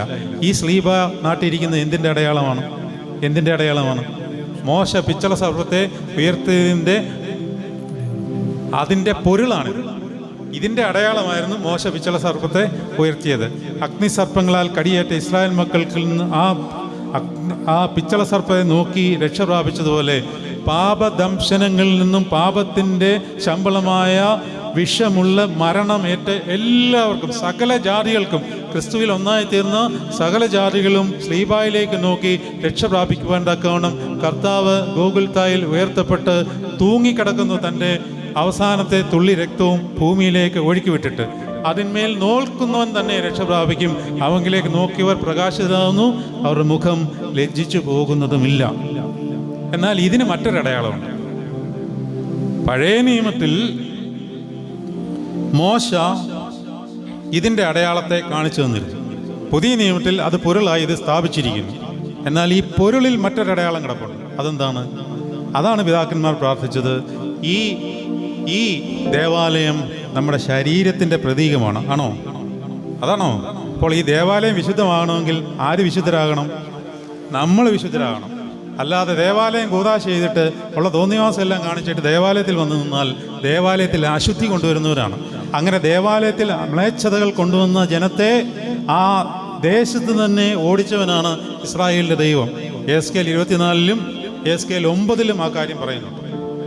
മ്ലേച്ഛത, ശൂന്യമാക്കുന്ന മ്ലേച്ഛത ദേവാലയത്തിനകത്ത് വന്നു. നിങ്ങൾ സിമ്രി എന്നൊരാളെ പറ്റി കേട്ടിട്ടുണ്ടോ? സിമ്രി കേട്ടിട്ടുണ്ടോ? അതായത് പാളയത്തിൻ്റെ മധ്യേ വേശ്യാവൃത്തി ചെയ്യുവാൻ വേണ്ടി മോവാബ്യ സ്ത്രീയെ വിളിച്ചുകൊണ്ട് സമാഗമന കൂടാരത്തിൻ്റെ അടുക്കൽ വന്നവനാണ് സിമ്രി. അതായത് ദേവാലയത്തിൻ്റെ പരിസരത്ത് മ്ലേച്ഛത മൊത്തത്തിനെയും ദൈവം നശിപ്പിച്ചു കളഞ്ഞു. അത് ഇന്നും സംഭവിക്കും. നമ്മൾ വിശുദ്ധരായില്ലെങ്കിൽ ദൈവമക്കളെ, ദേവാലയത്തിൽ അശുദ്ധി കയറി കഴിഞ്ഞിട്ട് നമ്മൾ ഇനി എത്ര ആരാധിച്ചെന്ന് പറഞ്ഞാലും അശുദ്ധി ഉള്ളിടത്ത് പരിശുദ്ധാത്മാവ് ഇറങ്ങില്ല എന്ന് ഞാൻ സത്യമായി കർത്താവിൻ്റെ നാമത്തിൽ നിങ്ങളോട് പറയുന്നു. പക്ഷേ നമ്മുടെ അശുദ്ധിയെ ശുദ്ധീകരിക്കുവാൻ വേണ്ടി ഒരുവൻ ഇപ്പോഴും കാൽവറിയിൽ യാഗമായിട്ട് കിടക്കുന്നു. അതുകൊണ്ട് ഈ ദേവാലയത്തിൻ്റെ മധ്യേ സ്ഥാപിക്കപ്പെട്ട ഈ കുരിശ് എന്ന് പറയുന്നത് നമ്മളെ വിശുദ്ധീകരിക്കുവാൻ വേണ്ടി നമുക്ക് തന്ന കഷ്ടതയുടെയും കൂടെ പൊരുളാണ്. അതാണ് ഇതിൻ്റെ അടയാളം. നിങ്ങൾ ദൈവത്തിൻ്റെ മന്ദിരമെന്നും ദൈവത്തിൻ്റെ ആത്മാവ് നിങ്ങളിൽ വസിക്കുന്നുവെന്ന് നിങ്ങൾ അറിയുന്നില്ലയോ? ദൈവത്തിൻ്റെ മന്ദിരം നശിപ്പിക്കുന്നവനെ ദൈവം നശിപ്പിക്കും. ദൈവത്തിൻ്റെ മന്ദിരം വിശുദ്ധമല്ലോ, നിങ്ങളും അങ്ങനെ തന്നെ. 3:16 1 കൊരിന്ത്യർ. ദൈവത്തിൻ്റെ ദാനമായി നിങ്ങളിൽ വസിക്കുന്ന പരിശുദ്ധാത്മാവിൻ്റെ മന്ദിരമാകുന്നു നിങ്ങളുടെ ശരീരമെന്നും നിങ്ങളെ വിലയ്ക്ക് വാങ്ങിയിരിക്കുകയാൽ നിങ്ങൾക്കുള്ളവരല്ല എന്നും അറിഞ്ഞുകൊള്ളുവിൻ. അതായത് നമ്മുടെ വിചാരം നമ്മളേതാണ്, നമ്മളെന്നാണ്. ഇപ്പോഴത്തെ യുവാക്കളുടെ സ്ലോഗൻ എന്തുവാണെന്നറിയാമോ? By my body is my privilege. എൻ്റെ ശരീരം എൻ്റെ അവകാശം, ഞാനതുകൊണ്ട് എന്ത് തോന്നിവാസവും കാണിക്കും. നിങ്ങൾ ചുറ്റുപാടും ഒന്ന് നോക്കിയാൽ മതി, എന്തെല്ലാം തോന്നിവാസങ്ങളാണ് നമ്മുടെ ശരീരം കൊണ്ട് കാണിക്കുന്നത് എന്നുള്ളത്. ശരീരം കൊണ്ട് തോന്നിവാസം കാണിച്ചു കഴിഞ്ഞാൽ ആത്മാവിൻ്റെ ശോഭ പോകും, ഒരു സംശയവും വേണ്ട. എന്നിട്ട് നിങ്ങൾ ഉച്ചയും കുത്തിയും ആരാധന നടത്തിയാലും പരിശുദ്ധാത്മാവ് ഇറങ്ങത്തില്ല.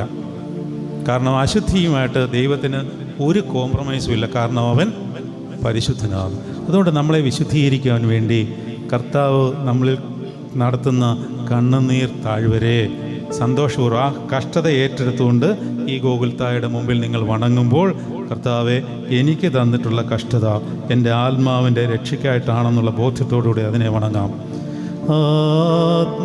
ആത്മാക്കളെ രക്ഷിച്ചൊരു സ്ലീബായി നമിക്കുന്നങ്ങൾ ചോരനോടൊപ്പം ചൊല്ലുന്നു മശീഹ ഓർക്കങ്ങളെ നീ വന്നിടുമ്പോൾ. ആത്മാക്കളുടെ രക്ഷ സ്ലീബായിൽ കൂടെയാണ്. ആ സ്ലീബ നിങ്ങളുടെ ശരീരത്തിലും മനസ്സിലുമാണ്.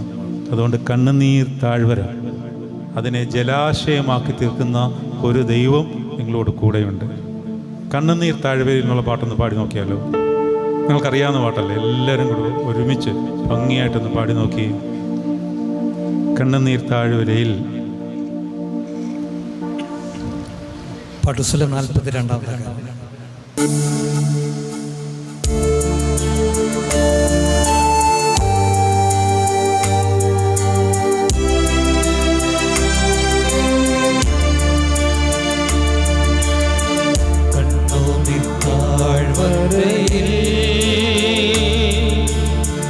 ഞാനേറ്റം വലഞ്ഞിടുമ്പോ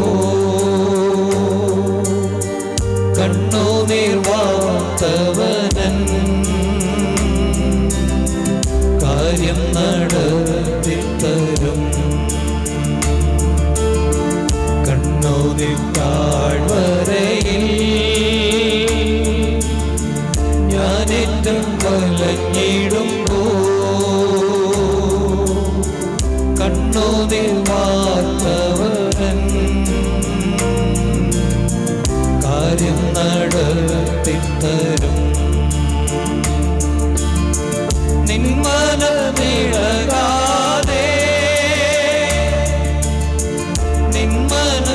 നിന്മനമതറാതെ നിന്നോടു കൂടെ എന്നും ഞാനുണ്ട് അന്ത്യം വരെ. നിന്മനമിളകാതെ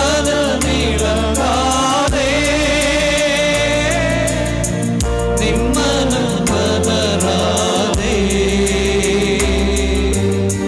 നിന്നോട് കൂടെ എന്നും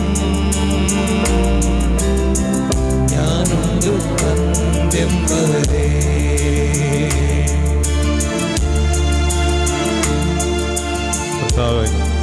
ദൈവ മക്കളെ, ഈ വിശുദ്ധിയെ തികയ്ക്കുവാനായിട്ട് നമ്മൾ ഏറ്റെടുത്തിരിക്കുന്ന എല്ലാ യാതനകളെയും ഈ സമയം ദൈവസനയെ സമർപ്പിച്ചുകൊണ്ട് നമുക്ക് പ്രാർത്ഥിക്കാം. കർത്താവായ ദൈവമേ, ഭാരങ്ങളും പ്രയാസങ്ങളും നമ്പരങ്ങളുമായിട്ട് ഈ നോമ്പിൻ മധ്യേ ഈ ബലിപീഠത്തിൻ്റെ സന്നിധിയിൽ ഞങ്ങളുടെ ശിരസ്സുകളെ ഞങ്ങൾ നമിക്കുകയാണ്. നിന്റെ സന്നിധിയിലെ സമാധാനത്തിനായിട്ട് ഞാൻ സമാധാനം എന്ന് പറഞ്ഞിരിക്കുന്ന കർത്താവായ യേശുവിൻ്റെ കാൽപാദത്തിലേക്ക് അവിടെ നിന്ന് ചീറ്റുന്ന ചോരയെ ദർശിച്ചുകൊണ്ട് എൻ്റെ വേദനകളെ ഇപ്പോൾ നിൻ്റെ മുമ്പാകെ സമർപ്പിക്കുകയാണ്. നിൻ്റെ തിരുവിലാഹിലേക്ക് കുത്തിയിറക്കിയ കുന്തത്താൽ ആ കുത്തിയവൻ്റെ ചങ്ക് പിളർന്നു പോയി കാണും. കാരണം നിന്റെ രക്തം എന്നെ കുത്തിയവൻ്റെ കണ്ണിലേക്ക് തെറിച്ചപ്പോൾ അവൻ്റെ കണ്ണ് സൗഖ്യമാക്കപ്പെട്ടതായി ഞങ്ങൾ തിരിച്ചറിയും. കർത്താവേ, ഞങ്ങളുടെ കഷ്ടപ്പാടുകളിലേക്കും വ്യഥകളിലേക്കും നിന്റെ തിരുരക്തം തെറിച്ച് വീഴുമാറാണ്. കുരിശിൽ നിന്ന് തെറിച്ചു വീണ ചോര അന്തരീക്ഷത്തിൽ മുഴുവൻ വ്യാപരിച്ചപ്പോൾ സൃഷ്ടി മുഴുവനും ശുദ്ധീകരിക്കപ്പെട്ടു. അതിന് നിന്റെ ശരീരത്തിൻ്റെ വ്യഥ കാരണമായി തീർന്നുവെങ്കിൽ കർത്താവേ, ഈ സമയം ബലഹീനരായ ഞങ്ങൾ ശരീരത്തിൽ അനുഭവിച്ചിട്ടുള്ള എല്ലാ സുഖങ്ങൾക്കുമായിട്ട് നീ ഏറ്റ അടികൾ അതിന് പകരമാകുമോ? കർത്താവേ, ലോകത്തിൻ്റെ പുറകെ പോയിട്ട് ശരീരത്തിന് ആവശ്യമായ സുഖഭോഗങ്ങൾ ഞങ്ങളതിന് നൽകി ശരീരത്തെ അശുദ്ധമാക്കി. മദ്യപാനം, മയക്കുമരുന്ന്, കാമാസക്തി, അശുദ്ധമായ മ്ലേച്ഛമായ നോട്ടങ്ങൾ, ചിന്തകൾ, വ്യാപാരങ്ങൾ മുതലായവയിലെല്ലാം നോമ്പുകാലത്ത് പോലും പിശാച് ഞങ്ങളെ വീഴിച്ചു കളഞ്ഞതിനാൽ കർത്താവേ, ഈ സമയം സമ്പൂർണ്ണമായി നിൻ്റെ സന്നിധിയിലേക്ക് സമർപ്പിച്ചുകൊണ്ട് കാൽവറിയിലെ രക്തം ഞങ്ങളെ വിശുദ്ധീകരിക്കുവാൻ വേണ്ടി 1 പത്രോസ് 1:3 പറയുന്ന പോലെ പിതാവാം ദൈവത്തിൻ്റെ മുന്നറിവിനൊത്തവണ്ണം ആത്മാക്കളുടെ വിശുദ്ധീകരണത്തിനായി കർത്താവിൻ്റെ യേശുക്രിസ്തുവിൻ്റെ രക്തത്താൽ തളിക്കപ്പെട്ട വിശുദ്ധന്മാരായ വ്രതന്മാർക്ക് എഴുതുന്നത് എന്ന് പറഞ്ഞിരിക്കുന്ന പ്രകാരം നിൻ്റെ രക്തം അനുഭവിക്കുന്ന പോലെ നിമിഷം തോറും ഞങ്ങളുടെ മേലെ തളിച്ചുകൊണ്ടിരിക്കണമേ. ഞങ്ങളെ കണ്ട് പിശാച് ഭയന്നോടും അറിയുവാൻ തക്കവണ്ണമുള്ള വിശുദ്ധി ഞങ്ങളിലേക്ക് നീ പകർന്നു തരണമേ. കർത്താവേ, പിശാചുക്കൾ ഞങ്ങളെ കണ്ട് ലജ്ജിതരാകി ഞങ്ങൾ കുരിശോട് ചേർന്ന് ഏറ്റെടുക്കുന്ന എല്ലാ വ്യഥകളും കണ്ട് അവൻ്റെ എല്ലാ തീ അസ്ത്രങ്ങളും കെട്ടുപോവുകയും ചെയ്യുമാറാണ്. അലറുന്ന സിംഹം എന്ന പോലെ ആരെ വിഴുങ്ങേണ്ടുവെന്ന് അവൻ നോക്കിക്കൊണ്ടിരിക്കുമ്പോൾ കർത്താവേ, എൻ്റെ കാൽവറിയിലല്ലാതെ ഞങ്ങൾക്കൊരാശ്രയമില്ല. എൻ്റെ മുറിവുകളെ ഞങ്ങൾ ധ്യാനിക്കുകയാണ്. നീ ഏറ്റെടുത്ത പീഠകളെ ധ്യാനിക്കേണ്ടുന്ന ദിവസങ്ങളിൽ ശരീരത്തിൻ്റെ സുഖത്തിൻ്റെ പുറകെ പോകാതെ കുറച്ച് കണ്ണുനീരോടും നിലവിളിയോടും കൂടി പിതാവാം ദൈവത്തിൻ്റെ സന്നിധിയിൽ അപേക്ഷയും അഭയാചനയും കഴിച്ച് ഞങ്ങൾക്ക് വേണ്ടി ഉത്തരം ലഭിച്ചവനായ കർത്താവിൻ്റെ പ്രാർത്ഥനയോട് ചേർന്ന് നിന്നുകൊണ്ട് നീ ഞങ്ങൾക്ക് വേണ്ടി പ്രാർത്ഥിച്ചതിനാൽ ആ പ്രാർത്ഥനയോട് ഞങ്ങളുടെ ബലഹീനവും പാപം നിറഞ്ഞതുമായ പ്രാർത്ഥനകളും ചേർത്ത് സമർപ്പിക്കുന്നു.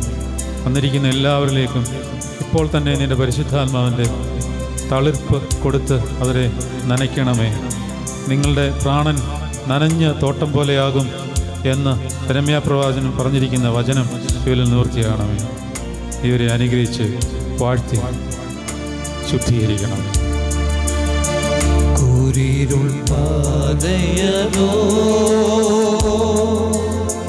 ക്രൂരമം ശോധനയോ കൂടിടും നേരമതിൽ കുശിൽ നേരം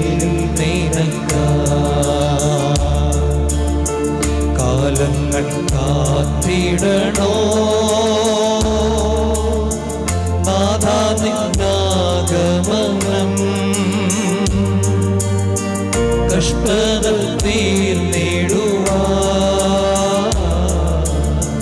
കാലങ്ങൾ ഏറെയില്ല നിന്മനമിളകാതെ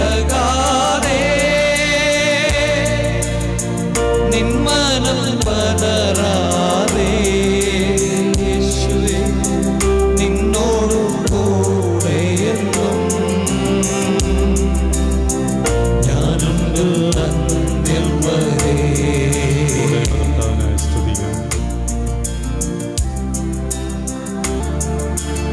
ഈ കഷ്ടത എന്തായിട്ട് മാറുമെന്നറിയാമോ? സഹിക്കുവാനുള്ള ഒരു ശക്തിയായിട്ട് മാറും. സഹിക്കുവാനുള്ള ശക്തി പിന്നെ എന്തായിട്ട് മാറും? അതൊരു സിദ്ധിയായിട്ട് മാറും. അതുകൊണ്ടാണ് കഷ്ടത സഹിഷ്ണുതയും സഹിഷ്ണുത സിദ്ധിയെയും, സിദ്ധിയാണ് പ്രത്യാശ ഉളവാക്കുന്നത്. അല്ലാതെ കർത്താവ് വിശ്വസിക്കുന്നു, അത് ബുദ്ധിയിൽ എനിക്കറിയാം എന്നുള്ളതല്ല പ്രത്യാശ. പ്രത്യാശ എന്ന് പറഞ്ഞാൽ എന്താണ്? പ്രത്യാശ എന്ന് പറഞ്ഞാൽ എന്താണ് നിങ്ങൾ മനസ്സിലാക്കിയിരിക്കുന്നത്? ആശ എന്ന് പറഞ്ഞാൽ എന്താണെന്ന് അറിയാമോ? ആശ എന്ന് പറഞ്ഞാൽ ആഗ്രഹം. ഇപ്പോൾ എബ്രായ ലേഖനത്തിലൊരു വചനമുണ്ട്.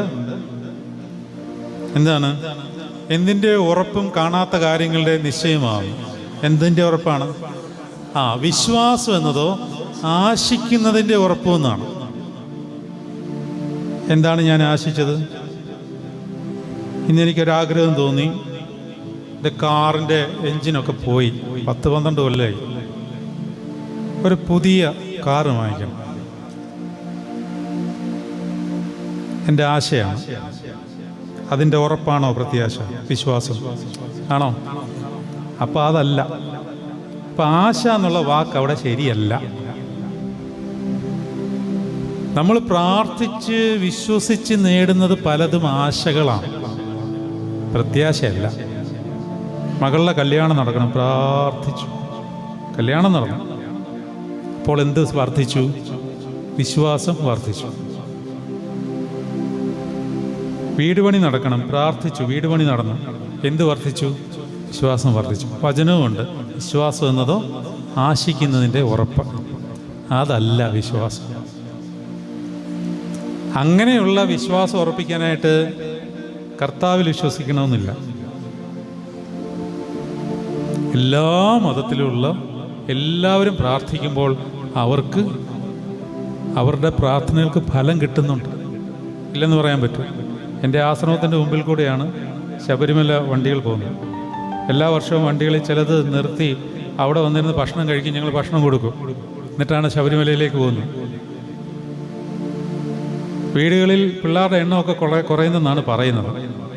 പക്ഷേ ശബരിമലയ്ക്ക് പോകുന്നവരുടെ എണ്ണം വർഷം തോറും വർദ്ധിക്കുന്നതല്ലാതെ കുറയുന്ന കാര്യം ഞാൻ കണ്ടിട്ടേ ഇല്ല. എന്തുകൊണ്ടാണ്? മെക്കയിൽ പോകുന്നവരുടെ എണ്ണവും കുറയുന്നതല്ലാതെ കൂടുന്നതല്ലാതെ കുറയുന്നത് കണ്ടിട്ടില്ല. എന്തുകൊണ്ടാണ്? അവർ പ്രാർത്ഥിക്കുന്ന കാര്യം സാധിക്കുന്നുണ്ട്. പരമല പോയി പ്രാർത്ഥിച്ചാലും സാധിക്കുന്നുണ്ട്. അപ്പോൾ കർത്താവിലുള്ള വിശ്വാസവും മറ്റ് വിശ്വാസങ്ങളും തമ്മിലുള്ള വ്യത്യാസം എന്താണെന്ന് കർത്താവിൽ വിശ്വസിക്കുന്നവർ അറിഞ്ഞിരിക്കണം. എന്താണ് വിശ്വാസം? അല്ലെങ്കിൽ എന്താണ് വ്യത്യാസം? കർത്താവിലുള്ള പ്രത്യാശ എന്ന് പറയുന്നത് ആശിക്കുന്നതിൻ്റെ ഉറപ്പല്ല. പിന്നെന്തിൻ്റെ ഉറപ്പാണെന്ന് പറയാമോ? കാണാത്ത കാര്യങ്ങൾ നിശ്ചയമാകുന്നു എന്നുള്ള വേദവസ്തുവിൻ്റെ അടുത്ത വാക്യം. അതല്ല ഞാൻ ചോദിച്ചത്. ആ വാക്ക് അവിടെ മലയാളത്തിൽ കറക്റ്റ് അല്ല. ഇംഗ്ലീഷിൽ അവിടെ എന്താണ് എഴുതിയിരിക്കുന്നതെന്ന് അറിയാമോ? ഹോപ്പ് എന്നാണ്. ഹോപ്പ് എന്നുള്ള വാക്കിൻ്റെ മലയാളം എന്താണ്? ആശ എന്നാണോ? ആശ എന്ന് പറഞ്ഞാൽ ഡിസയർ എന്നാണ് അർത്ഥം. എനിക്കിപ്പം ഒരു ബിരിയാണി കഴിക്കണം, എൻ്റെ ആശയാണ്. പ്രത്യാശയാണോ അത്? അല്ല, അല്ല. ഈ ഭൂമിയിൽ നമ്മൾ നേടുവാൻ ആഗ്രഹിക്കുന്ന, ഭൗതികമായി നമ്മൾ സാധൂകരിക്കാൻ ആഗ്രഹിക്കുന്ന ജഡത്തിൻ്റെ അഭിലാഷകളെയാണ് ആശ എന്ന് പറയുന്നത്. അപ്പോൾ പ്രത്യാശയോ? ഞാൻ പറഞ്ഞതിനകത്ത് തന്നെ ഹിന്റ് കിടപ്പുണ്ട്.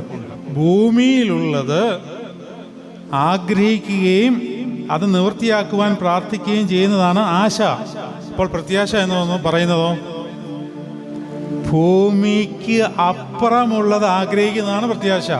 പ്രത്യാശ കാണാത്ത കാര്യങ്ങളുടെ നിശ്ചയമാണ്. കാണുന്നതോ താൽക്കാലികം, കാണാത്തതോ നിത്യം.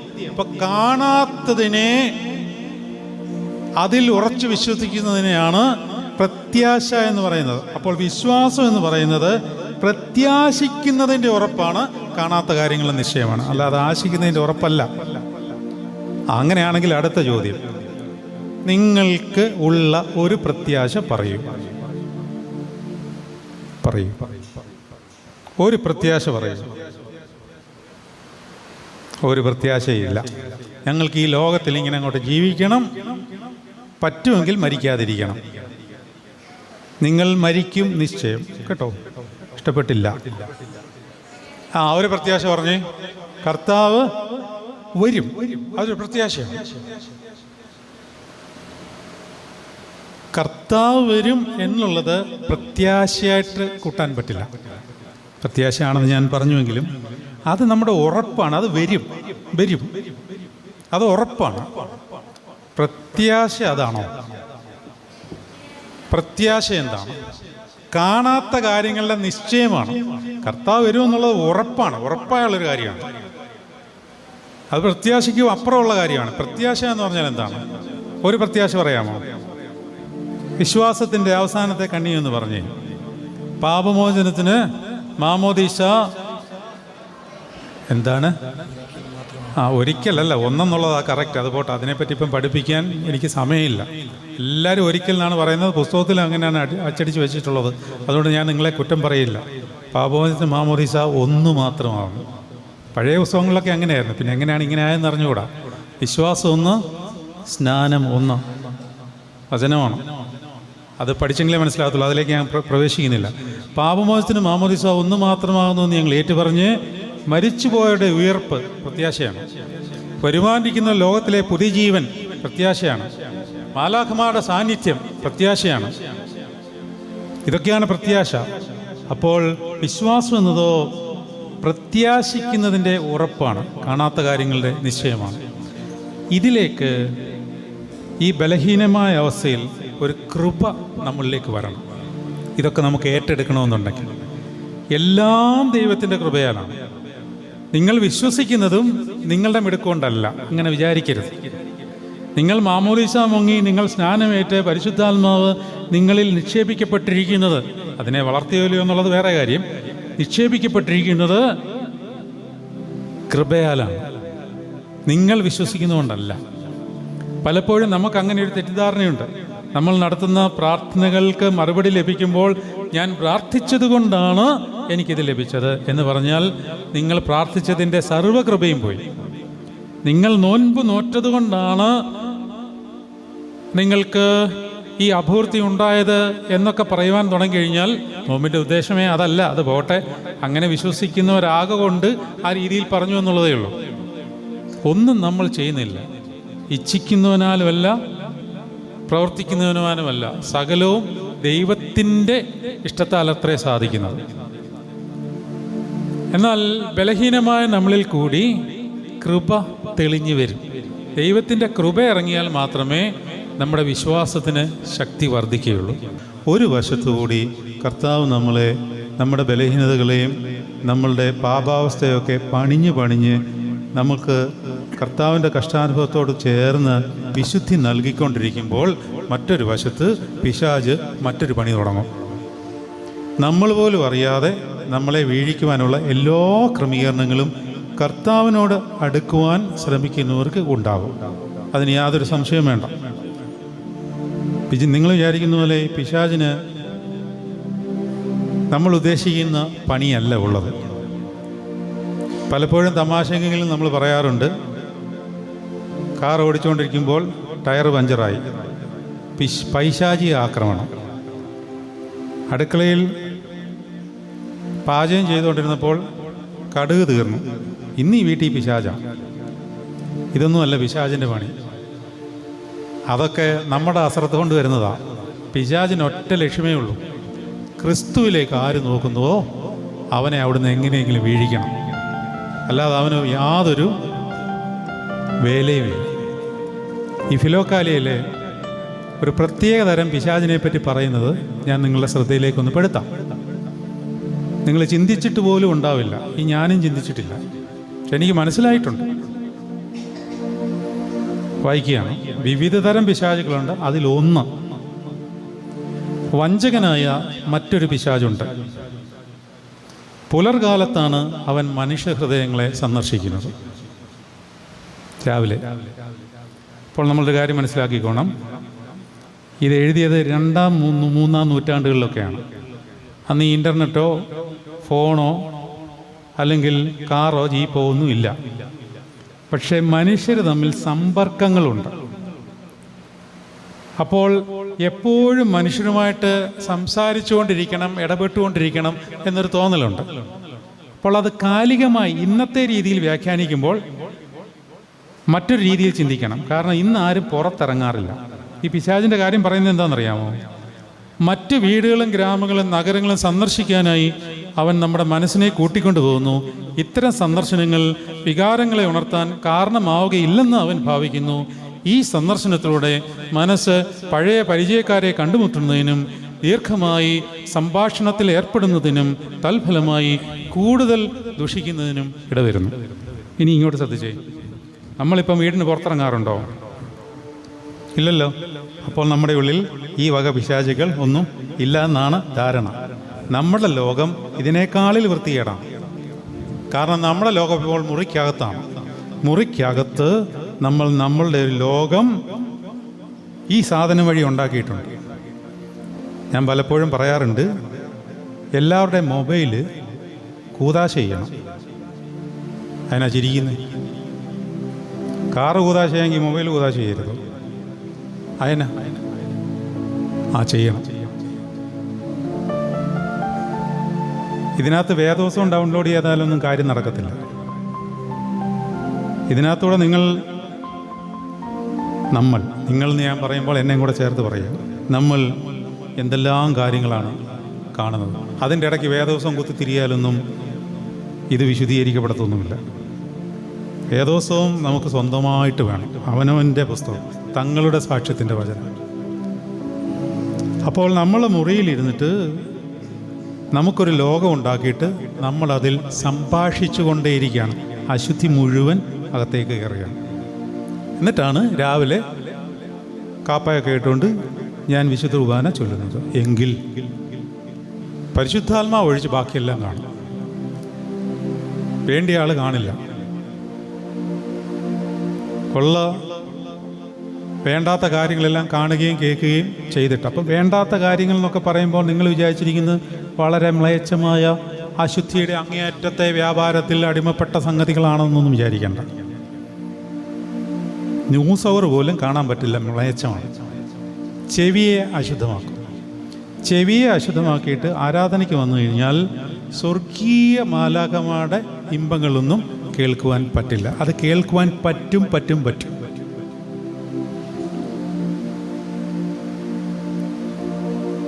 സ്വസ്തോസിൻ്റെ ക്രമത്തിലൊരു പ്രാർത്ഥന ഇപ്രകാരമുണ്ട്: കർത്താവെ, അദൃശ്യരും അസംഖ്യകരുമായ സ്വർഗീയ ഗണങ്ങളോടൊപ്പം നിന്നെ സ്തുതിച്ചു വാഴ്ത്തുവാൻ ഞങ്ങളെ യോഗ്യരാക്കണമേ. ആരാധന അവരോടൊപ്പമാണ്. അത് കേൾക്കുവാൻ പറ്റിയില്ലെങ്കിൽ അത് ഈ ചെവി കൊണ്ടല്ല കേൾക്കുന്നത്, അകത്തെ ചെവി കൊണ്ടാണ്. അകത്തെ ചെവി കൊണ്ട് കേൾക്കണമെന്നുണ്ടെങ്കിൽ ഈ ചെവി ശുദ്ധമായിരിക്കണം. അതിന് ബിഗ് ബോസും ന്യൂസ് അവറും കോമഡി സ്റ്റാർസും അമ്മാതിരി സാധനങ്ങളെല്ലാം രാത്രി മുഴുവൻ ഇരുന്ന് കണ്ടിട്ട് ഉള്ള ക്ലബ്ബുകളിലും മീറ്റിങ്ങുകളിലും മറ്റുള്ള കൂട്ടായ്മകളിലും ഒക്കെ പോയി ഇരുന്നിട്ട് ആവശ്യമില്ലാത്ത സംഭാഷണങ്ങളെല്ലാം നടത്തിയിട്ട് ആരാധനയ്ക്ക് ഇവിടെ വന്ന് നിന്നാൽ കർത്താവിനെ ഒന്നും കാണാൻ പറ്റില്ല. കർത്താവ് ജീവനുള്ളവനാണ്. അത് ഒരു ഖാബോത്ത്, വെയിറ്റ് ആയിട്ട് നമ്മുടെ ഉള്ളിലേക്ക് ഇറങ്ങി വരും. പഴയ നിയമത്തിൽ അപ്രകാരമുള്ള വെയിറ്റ് ഇറങ്ങുമായിരുന്നു. വെയിറ്റ് എന്ന് പറഞ്ഞാൽ തേജസ് എന്നുള്ളതിൻ്റെ വാക്കിൻ്റെ ഹീബ്രു വാക്ക് ഖാബോത്ത് എന്നാണ്. ഖാബോത്തിന് വെയിറ്റ് എന്നാണ് അർത്ഥം. രാജാക്കന്മാർ 8-ാം അധ്യായം ശലോമോൻ ദേവാലയ കൂദാശ നടത്തുമ്പോൾ 16-ാം വാക്യം മറ്റുമാണ്. മേഘം തേജസ് പോലെ ഇറങ്ങി നിന്നിട്ട് പുരോഹിതന്മാർക്ക് അവിടെ കൂദാശ ചെയ്യുവാൻ സാധിച്ചില്ല, ദേവാലയത്തിൻ്റെ ശുശ്രൂഷ ചെയ്യുവാൻ സാധിച്ചില്ല. മേഘം ഇങ്ങനെ ഇറങ്ങി നിൽക്കുകയാണ്.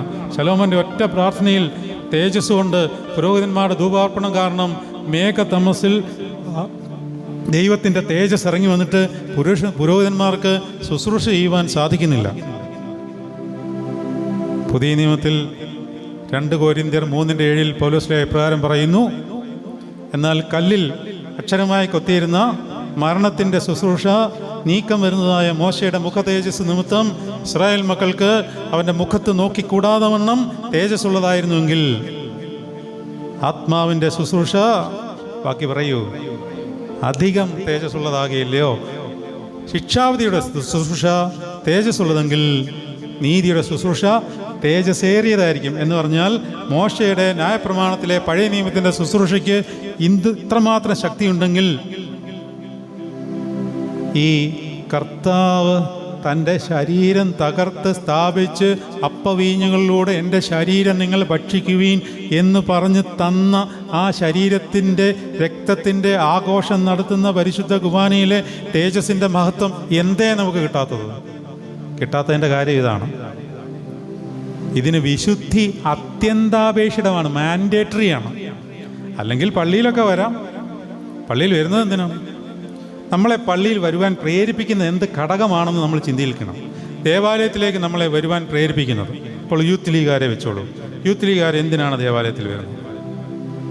ഇന്നത്തെ കരോളിറങ്ങുന്നതിൻ്റെ കാര്യത്തെപ്പറ്റി ഡിസ്കഷനും ഏതൊക്കെ പാട്ട് പഠിക്കണമെന്നും അങ്ങനെ ഒരു കൂട്ടായ്മയുടെ സന്തോഷത്തിൻ്റെ ഭാഗമായി ഇന്ന് എനിക്ക് ദേവാലയത്തിൽ പോകണമെന്നുള്ള ആഗ്രഹത്തോടു കൂടിയാണ് നിങ്ങൾ വരുന്നതെങ്കിൽ കർത്താവിനെ കാണാൻ പറ്റില്ല. മർത്തോറിയ സമാജക്കാർ ദുഃഖവെള്ളിയാഴ്ച അച്ചാറിടുന്ന ആവേശത്തിലാണ് ദേവാലയത്തിലേക്ക് വരുന്നതെങ്കിൽ ദുഃഖവെള്ളിയാഴ്ച ശുശ്രൂഷയുടെ ആത്മാവിനെ ഒന്നും കിട്ടില്ല. പള്ളിയിലെ കണക്ക് നോക്കാനായിട്ടാണ് ഭരണസമിതികൾ ദേവാലയത്തിലേക്ക് വരുന്നതെങ്കിൽ കർത്താവിനെ കാണാൻ പറ്റില്ല.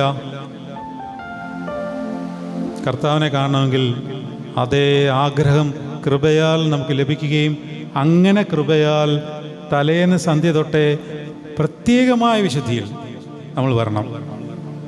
ഈ യാമപ്രാർത്ഥനകൾ പിതാക്കന്മാർ ക്രമീകരിച്ചിരിക്കുന്നതിൻ്റെ കാരണം എന്താണെന്നറിയാം. ഓരോ ദിവസവും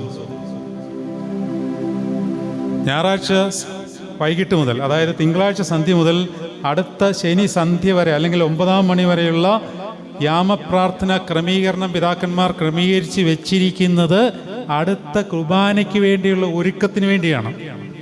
എത്ര വീട്ടിൽ പ്രാർത്ഥനയുണ്ട് പറ? നിങ്ങൾ ചങ്കെ കൈവച്ച് പറ. രാവിലെ കുടുംബ നമസ്കാരം നടത്തുന്ന എത്ര വീട്ടുകാരുണ്ട്? കർത്താവുമായിട്ടിരിക്കാനുള്ള താല്പര്യമില്ല. എന്നാൽ ഒരു കാര്യം എനിക്ക് ഉറപ്പ് പറയാം, ഒരു വശത്തൂടെ നല്ല ഒന്നാം തരം വിശുദ്ധരായ ഈ ചെറുപ്പക്കാരെയും കുഞ്ഞുങ്ങളെയും ദൈവം ഒരുക്കിക്കൊണ്ടുവരുന്നുണ്ട്. അതിന് അവരെ അഭിമുഖീകരിക്കുവാൻ നിങ്ങൾ തയ്യാറായിക്കൊള്ളൂ. നമ്മളിങ്ങനെ ലോകത്തിൻ്റെ പുറകെ നടക്കുകയാണ്. ഇന്നലെ നമ്മൾ നാളെ മരിക്കുമെന്നുള്ള ഒരു ബോധ്യം ആർക്കുമില്ല. ഒരു 40 വയസ്സൊക്കെ കഴിഞ്ഞ് കഴിഞ്ഞാൽ മരണത്തെപ്പറ്റി ഒരു ബോധ്യം ഉണ്ടാകുന്നത് നല്ലതാണ്. അതായത് ഞാനൊരു ചോദ്യം നിങ്ങളോട് ചോദിച്ചാൽ നിങ്ങൾ ഉത്തരം പറയണമെന്നില്ല. പക്ഷേ ഇത് നിങ്ങൾ ചിന്തിക്കണം. നിങ്ങളുടെ മരണത്തെ ഓർത്ത് നിങ്ങൾ പ്രാർത്ഥന നടത്തിയിട്ടുണ്ടോ എന്ന് പറഞ്ഞാൽ ഒരുങ്ങാൻ തുടങ്ങിയോന്ന്? വയസ്സ് കുറേ ആയില്ലേ? നമ്മുടെ വിചാരം ചിരഞ്ജീവിയായിട്ട് ഇങ്ങനെ ഇരിക്കുമെന്നാണ്. അത് മറ്റൊരു പിശാചാണ്. നമ്മുടെ ഉള്ളിൽ നമ്മളുടെ ഈ ജീവിതം അവസാനിക്കുമെന്നൊരു തോന്നൽ നമുക്ക് തരാതിരിക്കുന്ന മറ്റൊരു ദുരാത്മാവ് നമ്മളിൽ പ്രവർത്തിക്കുന്നുണ്ട്. അതിനെപ്പറ്റി ബോധ്യമുണ്ടെങ്കിൽ നമ്മൾ ഒരുങ്ങില്ലേ? ഒരു കല്യാണം നടത്താൻ നമ്മൾ എത്ര ദിവസം ഒരുങ്ങും? ഒരു വീട് പണിയുന്നു എത്ര ദിവസം ഒരുങ്ങും? ഒരു കുഞ്ഞിനെ, എന്തിനേറെ പറയുന്നു, LKG ഒരു അഡ്മിഷൻ കൊണ്ടുവന്ന ഒരു കുഞ്ഞിനെ എത്ര ദിവസം നമ്മൾ ഒരുക്കും? SSLC പരീക്ഷ എഴുതുന്ന ഒരു കുഞ്ഞ് എത്ര നാൾ ഒരുങ്ങും? ദൈവം തന്ന ആത്മാവിനെ ഈ ശരീരത്തിൽ നിന്ന് എടുക്കുന്ന ഒരു ദിവസത്തെപ്പറ്റി എന്തെങ്കിലും നമ്മൾ ചിന്തിക്കുകയോ അതിനുവേണ്ടി ഒരുക്കം ആരംഭിക്കുകയോ ചെയ്തിട്ടുണ്ടോ? സത്യത്തിൽ ജനിക്കുന്ന അന്ന് മുതൽ മരിക്കുന്ന അന്ന് വരെയും ഒരുങ്ങണം. കർത്താവേ, ഞങ്ങൾ മരിക്കുന്നവരാണെന്നും ഈ ലോകജീവിതം നൈമിഷികമാണെന്നുള്ള ബോധ്യത്തോടുകൂടി ജീവിക്കുവാൻ ഞങ്ങളെ എൻ്റെ മരണത്തിനായിട്ട് നീ ഒരുക്കണമേ. അങ്ങനെ മരണത്തിൻ്റെ ഒരുക്കത്തെപ്പറ്റി നമ്മൾ പ്രാർത്ഥിക്കുകയും അതിനുവേണ്ടി ജാഗരിക്കുകയും ചെയ്യുമ്പോൾ എൻ്റെ മരണ ദിവസത്തിൽ ആരൊക്കെ എൻ്റെ അടുത്തുണ്ടാകണം എന്നുള്ളതിനെപ്പറ്റി ഒരു ആഗ്രഹം നമ്മളിൽ ഉണ്ടാകുകയും ആ ആഗ്രഹത്തിനനുസരിച്ച് നമ്മുടെ മാതാപിതാക്കളും വിശുദ്ധന്മാരും മാതാവ് ഉൾപ്പെടെ കർത്താവ് സ്വർഗീയ സൈന്യങ്ങളോടുകൂടി തൻ്റെ ഭക്തന്മാരുടെ മരണം യഹോവയ്ക്ക് വിലയേറിയതാകുന്നു എന്നുള്ള വചനത്തിൻ്റെ അടിസ്ഥാനത്തിൽ നിങ്ങളെ സ്വീകരിക്കുവാൻ നിങ്ങൾ സ്വപ്നം കാണുന്നുണ്ടോ? എന്ത് സ്വപ്നമാണ് ഈ അച്ഛൻ ഈ പറയുന്നതെന്നല്ലേ നിങ്ങൾ വിചാരിച്ചത്? അത് കാണണം. നിങ്ങളൊന്ന് ആലോചിച്ച് നോക്ക്. നിങ്ങളുടെ സ്വർഗീയ വീട്ടിലേക്ക് ഇവിടെ നിന്ന് നമ്മൾ നീട്ടിയൊക്കെ പാടുന്നുണ്ട്, എൻ്റെ ദേശം ഇവിടെ അല്ലെന്നൊക്കെ. പക്ഷെ ഇവിടെ തന്നെയാണ്. അതുകൊണ്ടാണ് ഈ ബന്ധനത്തിൽ നമ്മൾ കിടക്കുന്നത്. ഈ ബന്ധനത്തിൽ നമ്മൾ മാറണ്ടേ?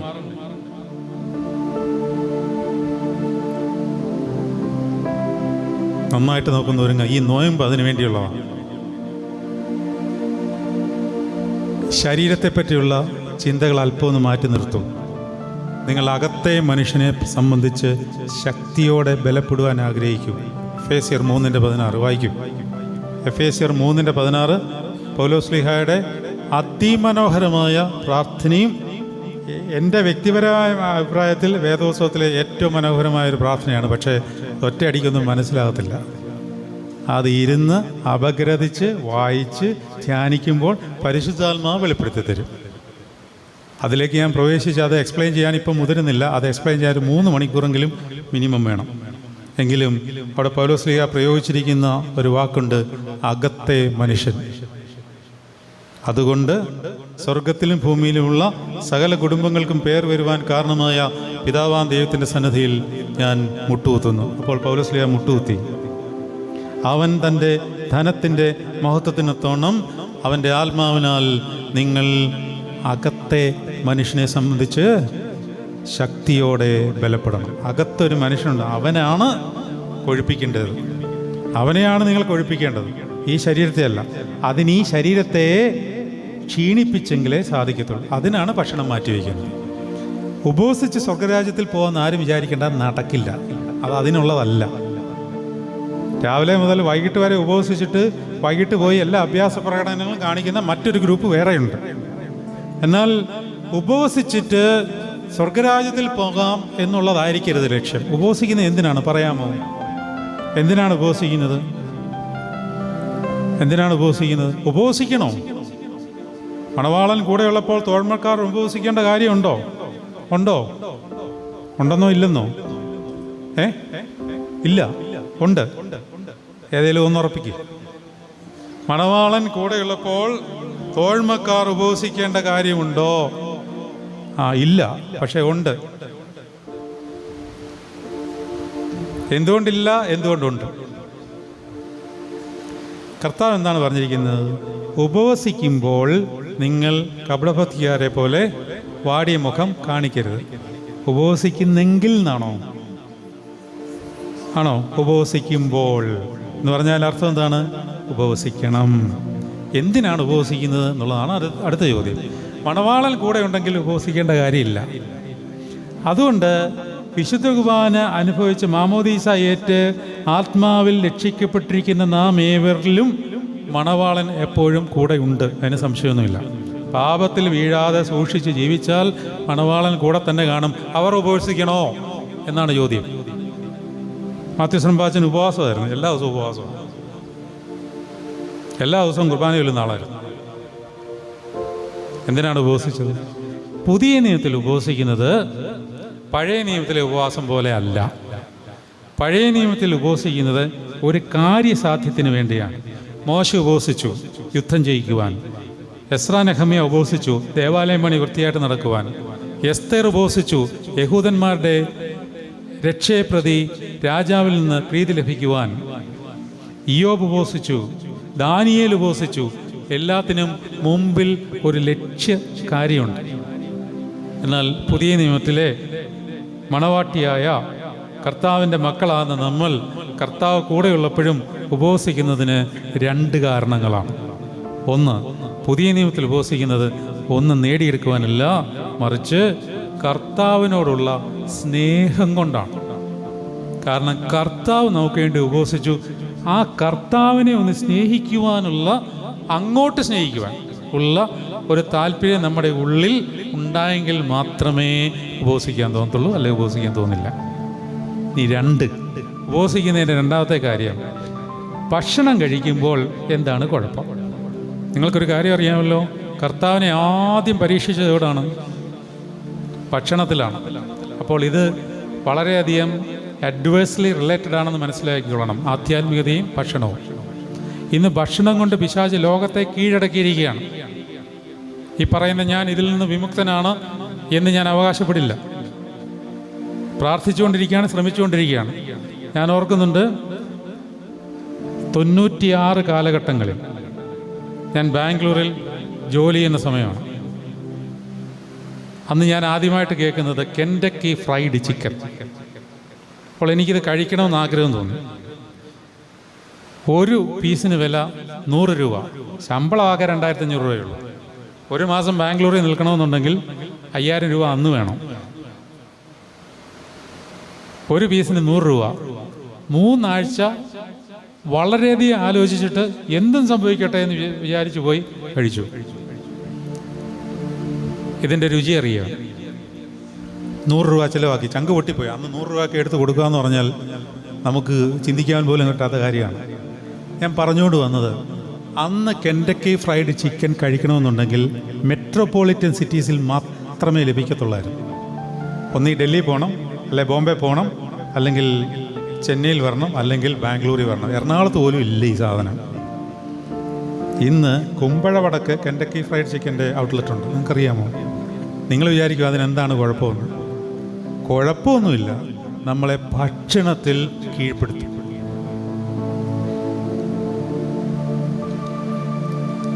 അപ്പോൾ നിങ്ങൾ വിചാരിക്കും ഈ നോൺ വെജിറ്റേറിയൻ്റെ കാര്യം മാത്രമാണ് ഈ പറയുന്നത്.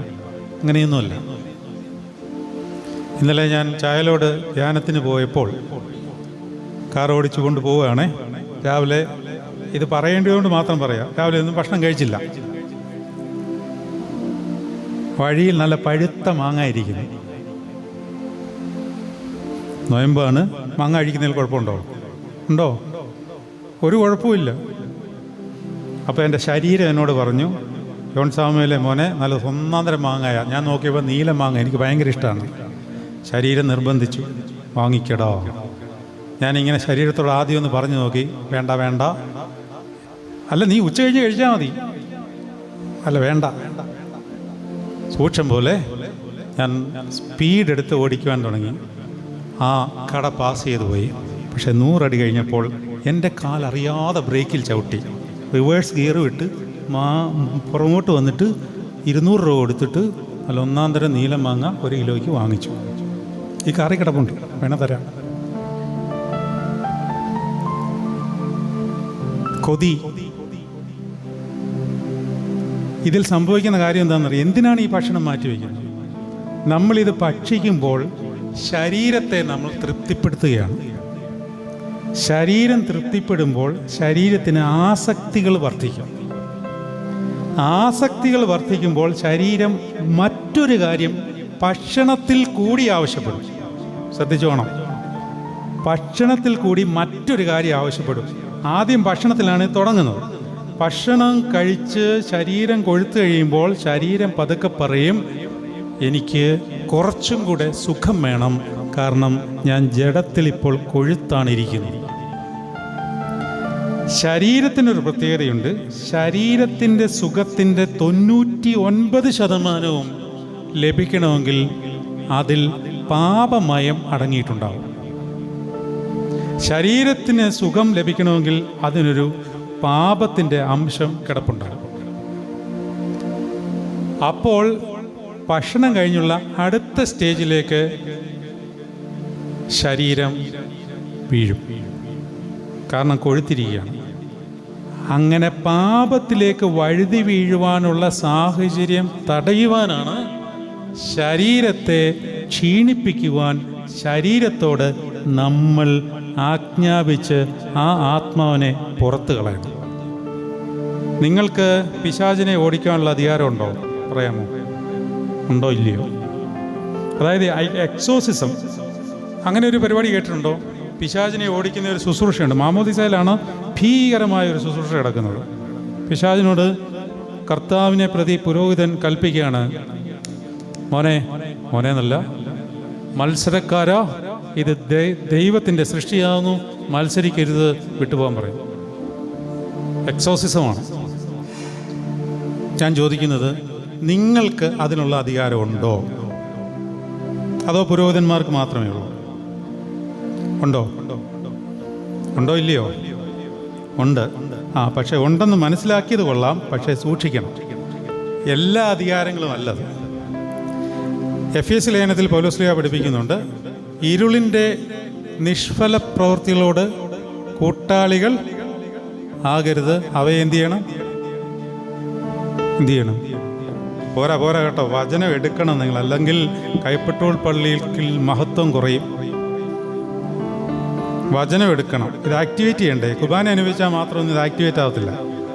വചനം വായിക്കാതെ ഒരു കുർബാനയും ആക്ടിവേറ്റ് ആകത്തില്ല. വെറുതെ ആഹാരം കഴിച്ചു പോകുന്ന പോലെ പോകാമെന്നുള്ളതേ ഉള്ളൂ. എന്നിട്ട് വീട്ടിൽ ചെന്നിട്ട് ഇന്നലത്തെ അതേ മനുഷ്യൻ, പറ്റുമെങ്കിൽ ഇച്ചിരി കൂടെ താഴെ ലെവലാവും. മരുമകളോട് അടിയിട്ടാണ് വന്നിരിക്കുന്നത്. ഞങ്ങളാണെ അയൽക്കാരനോട് അതിന് മാന്തിയൻ്റെ അഭ്യാസ പ്രകടനം നടത്തിയിട്ടാണ് ദേവാലയത്തിൽ വന്ന് വിശുദ്ധ കുർബാനയൊക്കെ കഴിക്കുന്നുണ്ട്. പക്ഷേ പോയിട്ട് ഇന്നലത്തേനേക്കാളിൽ വൃത്തികേടായിട്ടുള്ള ഇടപാടാണ്. എന്തുകൊണ്ടാണ്? ഇത് ആക്ടിവേറ്റ് ആവുന്നില്ല. ഞാൻ എന്താണ് പറഞ്ഞുകൊണ്ടിരുന്നത്? ഇരുളിൻ്റെ നിഷ്പ്രബല പ്രവൃത്തികളോട് കൂട്ടാളികൾ ആകരുത്, അവയെ ശാസിക്കുകയത്രേ വേണ്ടത്. നിങ്ങൾക്ക് ശാസിക്കാം. ആരെ ശാസിക്കാം? ആരെ ശാസിക്കാം? നിങ്ങളുടെ ഉള്ളിലുള്ള ഇരുളിൻ്റെ നിഷ്ഫല പ്രവൃത്തികളെ ശാസിക്കാം. മറ്റൊരുവനെ ശാസിക്കാൻ പോകരുത്. അതിനുള്ള അധികാരം നിങ്ങൾ തന്നിട്ടില്ല. അത് കർത്താവ് ചിലർക്ക് കൊടുത്തിട്ടുണ്ട്, അവർ ചെയ്തോളൂ. പൗരോഹിത്യ സ്ഥാനത്തിലൂടെ പൗരോഹിത്യ കർമാനുഷ്ഠിതത്തിലൂടെ അവർക്ക് കൊടുത്തിട്ടുള്ള നൽവരമനുസരിച്ച് മറ്റുള്ളവരുടെ ഇരുളിൻ്റെ പ്രവൃത്തികളെ ശാസിക്കാവൂ. എന്നാൽ അവനവൻ്റെ ഉള്ളിലെ ഇരുളിൻ്റെ പ്രവൃത്തികളെ ശാസിക്കാൻ, ശരീരത്തിൻ്റെ ആഗ്രഹങ്ങളെ ശാസിക്കുവാൻ വേണ്ടി ശരീരത്തോട്, ശരീരമേ ഞാൻ നിനക്ക് ഇത് തരില്ല, കാരണം ഞാൻ കർത്താവിൻ്റെ ഉപവാസത്തോട് ചേർന്ന് നിൽക്കുന്നു എന്ന് പറയണമെങ്കിൽ കർത്താവിനോട് സ്നേഹം ഉണ്ടായിരിക്കണം. അല്ല, നടക്കത്തില്ല. ഒരാളോട് സ്നേഹമുണ്ടെങ്കിൽ അയാൾക്ക് വേണ്ടി എന്ത് ത്യാഗവും നമ്മൾ സഹിക്കും. അത് പ്രണയാർത്ഥികളോട് ചോദിച്ചു കഴിഞ്ഞാൽ മനസ്സിലാവും. സ്നേഹമുള്ളിടത്ത് ത്യാഗമുണ്ട്, അല്ലാത്തടത്ത് നിയമമേ ഉള്ളൂ, ത്യാഗമില്ല. നിയമങ്ങളുണ്ട്. ഒരു മാനേജറും ആ ഓഫീസിലെ ജീവനക്കാരും തമ്മിൽ നിയമബന്ധമുണ്ട്. പക്ഷേ സ്നേഹബന്ധമില്ലെങ്കിൽ ത്യാഗം വരത്തില്ല. ആ കീഴ് ജീവനക്കാരൻ ആത്മാർത്ഥമായിട്ട് പണിയെടുക്കണമെന്നുണ്ടെങ്കിൽ മാനേജർക്ക് ഇവനോടും സ്നേഹബന്ധം ഉണ്ടായിരിക്കണം. നിയമം വെച്ചുകൊണ്ട് പണിയിക്കാമെന്ന് വിചാരിച്ചാൽ അവൻ പണിയുമായിരിക്കും, ബന്ധം കാണില്ല. ബന്ധമില്ലെങ്കിൽ ജീവനില്ല. അവനിൽ ജീവനുണ്ടായിരുന്നു. ജീവൻ മനുഷ്യരുടെ വെളിച്ചമായിരുന്നു. വെളിച്ചം ഇരുളിൽ പ്രകാശിക്കുന്നു, ഇരുളോ അതിനെ കീഴടക്കിയില്ല. അതുകൊണ്ട് ഈ നോയമ്പ് അകത്തെ മനുഷ്യനെ ശക്തിയോടെ പ്രകാശിപ്പിക്കുവാനായിട്ട്, അകത്തെ മനുഷ്യൻ ശോഭിക്കുവാനായിട്ട് ഈ ശരീരത്തിൻ്റെ ഇരുളിൻ്റെ പ്രവൃത്തികളെ, അവനവൻ്റെ ഉള്ളിലെ പാപാസക്തിയെ നിങ്ങൾ ശാസിക്കണം. മറ്റുള്ളവൻ്റെ ശാസിക്കാൻ പോകരുത് കേട്ടോ. ഒരിക്കലും അതിനുള്ള അധികാരം ഒൽമോയോ പൗരോഹിത്യത്തിനില്ല. ഒൽമോയോ ഒരു പൗരോഹിത്യമാണ്. മാമോദീസയിൽ കൂടി ലഭിക്കുന്ന ഒൽമോയോ പൗരോഹിത്യമാണ് ആദ്യത്തെ പൗരോഹിത്യം. അതുകൊണ്ടാണ് ഒൽമോയർ എന്ന് പറയുന്നത്. അതൊരു പൗരോഹിത്യമാണ്, പട്ടാണ്. പരിശുദ്ധ മൂറോനഭിഷേകത്താലും മാമോദീസയിലുള്ള റൂഷ്മയാലും നിങ്ങൾ ലഭിച്ചിരിക്കുന്ന പട്ടാഭിഷേകത്തിൻ്റെ പേരാണ് ഒൽമോയോ. അതിനുശേഷം മമ്യോനോ എന്ന് പറയും. ഇങ്ങനെ താഴോട്ട് വരും. കോറോയോ, യോപുദോക്യോനോ, നിശംശോനോ, കശീശോ, ഇങ്ങനെയാണ് പോകുന്നത്. അപ്പോൾ നിങ്ങളും പൗരോഹിത്യ വർഗത്തിലുള്ളവരാണ്. പക്ഷേ പിശാചിനെ ശാസിക്കുന്നത് അവനവൻ്റെ ഉള്ളിലെ ദുഷ്പ്രവൃത്തികളെ, ഇരുളിൻ്റെ പ്രവൃത്തികളെ മാത്രം. വൈകിട്ട് ക്ലബിലേക്ക് പോകുവാൻ ശരീരം നിങ്ങളെ നിർബന്ധിക്കുമ്പോൾ ശരീരത്തോട് പറയണം, ശരീരമേ നാളെ വിശുദ്ധ കുർബാനയുള്ള ദിവസമാണ്, ഞാൻ പോവില്ല. എൻ്റെ ശരീരം വിശുദ്ധമായിരിക്കേണ്ടത് എൻ്റെ ആത്മാവിൻ്റെ ആവശ്യമാകുന്നു. ആത്മാവിനെ അനുസരിച്ച് നടപ്പീൻ. എന്നാൽ നിങ്ങൾ ശരീരത്തിൻ്റെ ജഡത്തിൻ്റെ മോഹങ്ങളെ നിർവഹിക്കുകയില്ല. കാരണം ജഡാഭിലാഷം ആത്മാവിനും, ആത്മാഭിലാഷം ജഡത്തിനും വിരോധമായിരിക്കുന്നു. ഇങ്ങനെ ഒരു ക്ലാഷുണ്ട്. ഈ ക്ലാഷിനെ ഒന്നിപ്പിക്കണം. ആത്മാവും ശരീരവും തമ്മിൽ ക്ലാഷാണ്. എന്നാൽ ഇവ ഒന്നാവുമ്പോഴാണ് നമുക്ക് ദൈവാനുഭവം അറിയുന്നത്. ഒന്നാകണമെന്നുണ്ടെങ്കിൽ ശരീരത്തെ ആദ്യം വളരെ ത്യാഗത്തോടുകൂടി ശിക്ഷിച്ച് നിർത്തിയാൽ പതുക്കെ ആത്മാവിൻ്റെ ശോഭ ശരീരത്തിലേക്ക് പ്രവേശിക്കുകയും ശരീരത്തിനത് മനസ്സിലാകുകയും ചെയ്യും. പിന്നീട് ശരീരം തന്നെ പറയും, എഴുന്നേക്ക്, നല്ല പരിപാടിയല്ലേ, ഇതിനം വൈകാം. ഇല്ലെങ്കിൽ ശരീരം പറയും, ഉറങ്ങാം എന്ന് പറയും. ശരീരത്തെ വരുതിയിലേക്ക് കൊണ്ടുവരുവാൻ ഒരു കാലയളവുണ്ട്. ആ കാലയളവ് അല്പം തീച്ചൂളയാണ്. ആ തീച്ചൂള നമ്മൾ സന്തോഷത്തോടെ സ്വീകരിച്ചാൽ ശരീരം പതിയെ വഴങ്ങത്തുള്ളൂ. കാരണം ശരീരത്തിനെപ്പോഴും ലോകത്തിനോട് മാത്രമാവുന്ന താല്പര്യം, ആത്മാവിനെപ്പോഴും ദൈവത്തോട് മാത്രമാവുന്ന അഭിലാഷം. ആത്മാവിനറിയാം ഈ ശരീരം ഇന്നല്ലെങ്കിൽ നാളെ അഴുകും. ശരീരത്തിന് ആ ബോധ്യമില്ല. അതുകൊണ്ട് ഈ ശരീരത്തെ വീണ്ടെടുത്ത് ദൈവസന്നിധിയിലേക്ക് കൊണ്ടുവരുവാൻ ആത്മാവിന് താല്പര്യമുള്ളതുകൊണ്ട് ആത്മാവ് ഉച്ചരിച്ചുകൂടാത്ത ഞരക്കങ്ങളാൽ ശരീരത്തിന് വേണ്ടി എന്തു ചെയ്യുന്നു? പക്ഷപാതം ചെയ്യുന്നു എന്നാണ്. അതിനാണത് ചെയ്യുന്നത്. ഞാൻ എൻ്റെ വാക്കുകളെ അവസാനിപ്പിക്കുകയാണ്. എപ്പോഴെങ്കിലും പോയില്ലെങ്കിൽ ഇനിയും തന്നെ എനിക്ക് അറിഞ്ഞുകൂടാ. നിങ്ങളെല്ലാവരും പ്രാർത്ഥിക്കണം. ദൈവം നിങ്ങളെല്ലാവരെയും അനുഗ്രഹിക്കട്ടെ. ഈ ശുശ്രൂഷ കർത്താവിൻ്റെ ഒരു സ്പർശനത്തോടു കൂടി നമുക്ക് പൂർത്തീകരിക്കാം. മൃദുവായി അവൻ തൊടുമ്പോൾ നമ്മുടെ ആത്മാവിനൊരു ശോഭ കിട്ടും. സ്പർശനം അറിയണം, കർത്താവിൻ്റെ സ്പർശനം. ആരാധന നിൽക്കുമ്പോൾ കർത്താവ് തൊടണം. അത് അകത്തെ മനുഷ്യനിലെ അറിയത്തുള്ളൂ. ഈ ശരീരത്തിലല്ല തൊടുന്നത്. അകത്തെ മനുഷ്യൻ ശക്തിയോടെ ബലപ്പെടേണ്ടതിനും ക്രിസ്തു വിശ്വാസത്താൽ നിങ്ങളുടെ ഹൃദയങ്ങളിൽ വാഴേണ്ടതിനും വരം നൽകണമെന്നും നിങ്ങൾ സ്നേഹത്തിൽ വേരൂന്നി അടിസ്ഥാനമുള്ളവരായ നീതി വീതിയും നീളവും ഉയരവും ആഴവും എന്തെന്ന് സകല വിശുദ്ധന്മാരോടുകൂടെ ഗ്രഹിപ്പാനും പരിജ്ഞാനത്തെ കവിയുന്ന ക്രിസ്തുവിൻ്റെ സ്നേഹത്തെ അറിയുവാനും പ്രാപ്തരാകണമെന്നും അങ്ങനെ ദൈവത്തിൻ്റെ എല്ലാ നിറവിനോളം നിറഞ്ഞു വരണം എന്നും പ്രാർത്ഥിക്കണം. ഒറ്റ കാര്യമേ പറഞ്ഞ് അവസാനിപ്പിക്കാനുള്ളൂ. ദൈവമക്കളെ, നിങ്ങൾ കർത്താവിനെ അങ്ങോട്ട് സ്നേഹിക്കണം. പിന്നെ ഒന്നും അറിയണ്ട, അവനിങ്ങനെ പൊക്കിക്കൊണ്ട് നടന്നോളും. ഒന്നും അറിയണ്ട, നിങ്ങളുടെ ഹൃദയം കലങ്ങിപ്പോകരുത്. ദൈവത്തിൽ വിശ്വസിപ്പീൻ, എന്നിലും വിശ്വസിപ്പീൻ. എന്തുകൊണ്ടെന്നാൽ എൻ്റെ പിതാവിൻ്റെ ഭവനത്തിൽ അനേകം വാസസ്ഥലങ്ങളുണ്ട്. ഇല്ലെങ്കിൽ ഞാൻ നിങ്ങളോട് പറയുമായിരുന്നു. ഞാൻ നിങ്ങൾക്ക് സ്ഥലം ഒരുക്കുവാനായിട്ട് പോകുന്നു. ഞാൻ നിങ്ങൾക്ക് പോയി സ്ഥലം ഒരുക്കിയാൽ നിങ്ങളും അവിടെ ഇരിക്കേണ്ടതിന് ഞാൻ വന്ന് നിങ്ങളെ വീണ്ടും ചേർത്തുകൊള്ളും. ഞാൻ പോകുന്നിടത്തേക്കുള്ള വഴി നിങ്ങളറിയുന്നു. അപ്പോൾ തോമസ് അവനോട് പറഞ്ഞു, കർത്താവേ, നീ എവിടെ പോകുന്നുവെന്ന് ഞങ്ങൾ അറിയുന്നില്ല, പിന്നെ വഴി എങ്ങനെ അറിയും? അപ്പോൾ യേശു ക്രിസ്തു പറഞ്ഞ മറുപടി കേട്ട് നിങ്ങൾ കോരിത്തരിക്കണം. തോമസേ, എന്താ പറഞ്ഞേ? ഞാൻ തന്നെ വഴിയും സത്യവും ജീവനുമാകുന്നു. അവൻ്റെ സ്പർശനമൊന്ന് അനുഭവിക്കാനായിട്ട് നമുക്കൊരു പാട്ടുപാടി അവസാനിപ്പിക്കാം. മൃദുവായി അവൻ്റെ സ്പർശനം നമുക്ക് ഏറ്റെടുക്കാം. അകത്തെ മനുഷ്യൻ തൊടണം, കർത്താവിനെ തൊടണം, സ്പർശനം അറിയണം. വിശുദ്ധ കുർബാന അനുഭവിച്ചാൽ തൊടലാവില്ല. ഞാനൊരു കാര്യം നിങ്ങളോട് പറയാം. കർത്താവിനെ ക്രൂശിൽ തറച്ചവർ ഈ കൈത്തണ്ടയിൽ ഇവിടെയാണ് ആണിയടിക്കുന്നത്. കാരണം രണ്ട് എല്ലിൻ്റെ ഇടയ്ക്കൂടെ, എന്നാലേ അത് തൂങ്ങിക്കിടക്കത്തുള്ളൂ. ഇവിടെ നിന്നാൽ പറഞ്ഞു പോരും. റോമൻ രീതി അങ്ങനെയാണ്. ഇവിടെയല്ല.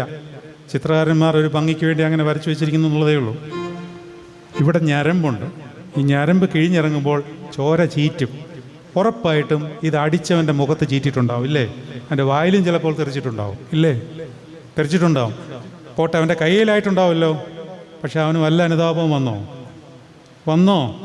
അതുകൊണ്ട് ഇത് ചുമ്മാ ഭക്ഷിച്ചു എന്ന് പറഞ്ഞുകൊണ്ട് അനുതാപമൊന്നും വരത്തില്ല. അത് ഏറ്റെടുക്കണം. ഇതെൻ്റെ കർത്താവ് എനിക്ക് വേണ്ടി ഒഴുക്കിയ രക്തമാണെന്ന് ഏറ്റെടുത്ത് സ്നേഹത്തോടെ അതിനെ കൈക്കൊള്ളുമ്പോൾ അവൻ്റെ സ്പർശനം അറിയും. ഈ സമയത്ത് തിരുസന്നിധിയിലേക്ക് ഞങ്ങളുടെ തലകളെ വണക്കുന്നു. ആത്മാക്കളുടെ രക്ഷിതാവായുള്ളവേ, നിന്നെ സമ്പൂർണ്ണമായി സ്നേഹിക്കുവാനുള്ള കൃപ ഞങ്ങൾക്ക് തരണമേ. ഞങ്ങളുടെ ശരീരങ്ങളെ വിശുദ്ധീകരിക്കുവാൻ വേണ്ടി പ്രാർത്ഥിക്കുന്നു. അവിടുന്ന് ഞങ്ങൾക്ക് വേണ്ടി ഉപവസിച്ചു. ആ ഉപവാസത്തോടുകൂടി ഞങ്ങളുടെ ബലഹീനമായ ഉപവാസം ചേർത്ത് വയ്ക്കുന്നു. ഈ ഇടവകയിൽ നിന്ന് കൂടി വന്നിരിക്കുന്ന ഈ നിൻ്റെ ദൈവമക്കളെ സമ്പൂർണ്ണമായ തിരുസന്നിധിയിലേക്ക് സമർപ്പിക്കുന്നു. അവരുടെ ആത്മശരീര ദേഹികളെ നീ ശുദ്ധീകരിക്കണമേ. തിരുസന്നിധിയിൽ വിശുദ്ധിയോടെ ജീവിക്കാനുള്ള കൃപ നൽവരവർക്ക് കൊടുക്കണമേ. ആയുഷ്കാലം മുഴുവനും രഹസ്യവും പരസ്യവുമായ കാര്യങ്ങൾ അവയിൽ ഇവർ നിന്നെ പ്രീതിപ്പെടുത്തുവാൻ ഇടയാകണമേ. പാപത്തിൽ നിന്ന് വിട്ടൊഴിഞ്ഞ് ജീവിപ്പാനും പാപത്തെ വെറുക്കുവാനുമുള്ള കൃപ ഞങ്ങൾ പ്രദാനം ചെയ്യണമേ. അശുദ്ധമായ വ്യാപാരങ്ങൾ കൂടി ഞങ്ങളുടെ ഇന്ദ്രിയങ്ങളെ അശുദ്ധമാക്കിയിട്ട് അകത്തെ മനുഷ്യനെ ശോഷിപ്പിച്ച് കളയുവാൻ പിശാച് കെണിവെച്ചിരിക്കുന്നതിനെല്ലാം നീ നീക്കം ചെയ്യണമേ. ഇപ്പോൾ നിൻ്റെ ബലിപീഠത്തിന് മുമ്പാകെ തലകുനിച്ച് നിൽക്കുന്ന ഇടവകയിലെ നിൻ്റെ മക്കളെയെല്ലാം തിരുസന്നിധിയിലേക്ക് സമർപ്പിക്കാൻ അവർക്ക് വേണ്ടി പ്രാർത്ഥിക്കുകയും ചെയ്യുന്നു. അനുഗ്രഹിച്ച് ആശീർവദിക്കണമേ. ഈ ശുശ്രൂഷകളെല്ലാം അനുഗ്രഹപ്രദമായി തീരുവാനും നിൻ്റെ മാതാവിനോടും പരിശുദ്ധന്മാരോടും ഈ ഇടവയുടെ കാൽപിതാക്കന്മാരായ മാറിഗ്നേഷ്യസ് പിതാവിനോടും സകല പരിശുദ്ധ പിതാക്കന്മാരോടും അവിടെ സാന്നിധ്യത്തിലും അവിടെ പ്രാർത്ഥനയിലും അഭയം പ്രാപിച്ചുകൊണ്ട് ഈ പരിശുദ്ധ നോമ്പിലേക്ക് മധ്യത്തിലേക്ക് പ്രവേശിച്ച് ഞങ്ങൾ നിൻ്റെ പെസഹായിലേക്കും കഷ്ടാനുഭവത്തിലേക്കും ഈർപ്പിലേക്കും വന്നണയുവാനും സംഗതിയാകണമേ. ഇടവകയെ നടത്തുന്ന പ്രിയപ്പെട്ട അഭിഷിക്തരെയും ഇതിൻ്റെ ഭരണസമിതി അംഗങ്ങളെയും എല്ലാ ആത്മീയ സംഘടനകളെയും വിശ്വാസികളായ നിൻ്റെ സന്നിധിയിൽ വന്നുകൂടിയുന്ന എല്ലാ പ്രിയപ്പെട്ട മക്കളെയും അനുഗ്രഹിക്കുവാനും ഈ ഇടവക മുഖാന്തരം ഈ ദേശത്തിനും നിൻ്റെ സർവ്വസൃഷ്ടിക്കും മഹത്വം വിളയിക്കുന്ന ശോഭയുള്ള മന്ദിരമായി മലമുകളിൽ ശോഭിച്ചുകൊണ്ടിരിക്കുന്ന വിളക്ക് പോലെ ഉയർന്നു നിൽക്കുവാനും ദൈവമാതാവിൻ്റെ സകല പരിശുദ്ധന്മാരുടെയും ഇടവയുടെ കാൽപിതാക്കന്മാരുടെയും പ്രാർത്ഥനകൾ കൂട്ടായിരിക്കണമേ. കർത്താവേ, ഞങ്ങളുടെ ഭാരങ്ങളും സംഭരങ്ങളും പ്രയാസങ്ങളും എല്ലാം നിൻ്റെ മുറിവിനോട് ചേർത്ത് വയ്ക്കുവാൻ ഞങ്ങളെ സഹായിക്കണമേ. വിശ്വാസത്തിലായി ഞങ്ങളിൽ നിന്ന് വാങ്ങിപ്പോയവർ തിരുസന്നിധിയിൽ ആശ്വാസം പ്രാപിക്കുവാനും സംഗതിയാകണമേ. ആയത് ഞങ്ങൾ നിനക്ക് നിൻ്റെ പിതാവിനും പരിശുദ്ധാത്മാവിനും സ്തുതിയും മഹത്വം കരയേറ്റുവാനായിട്ട് തന്നെ. ആമേൻ.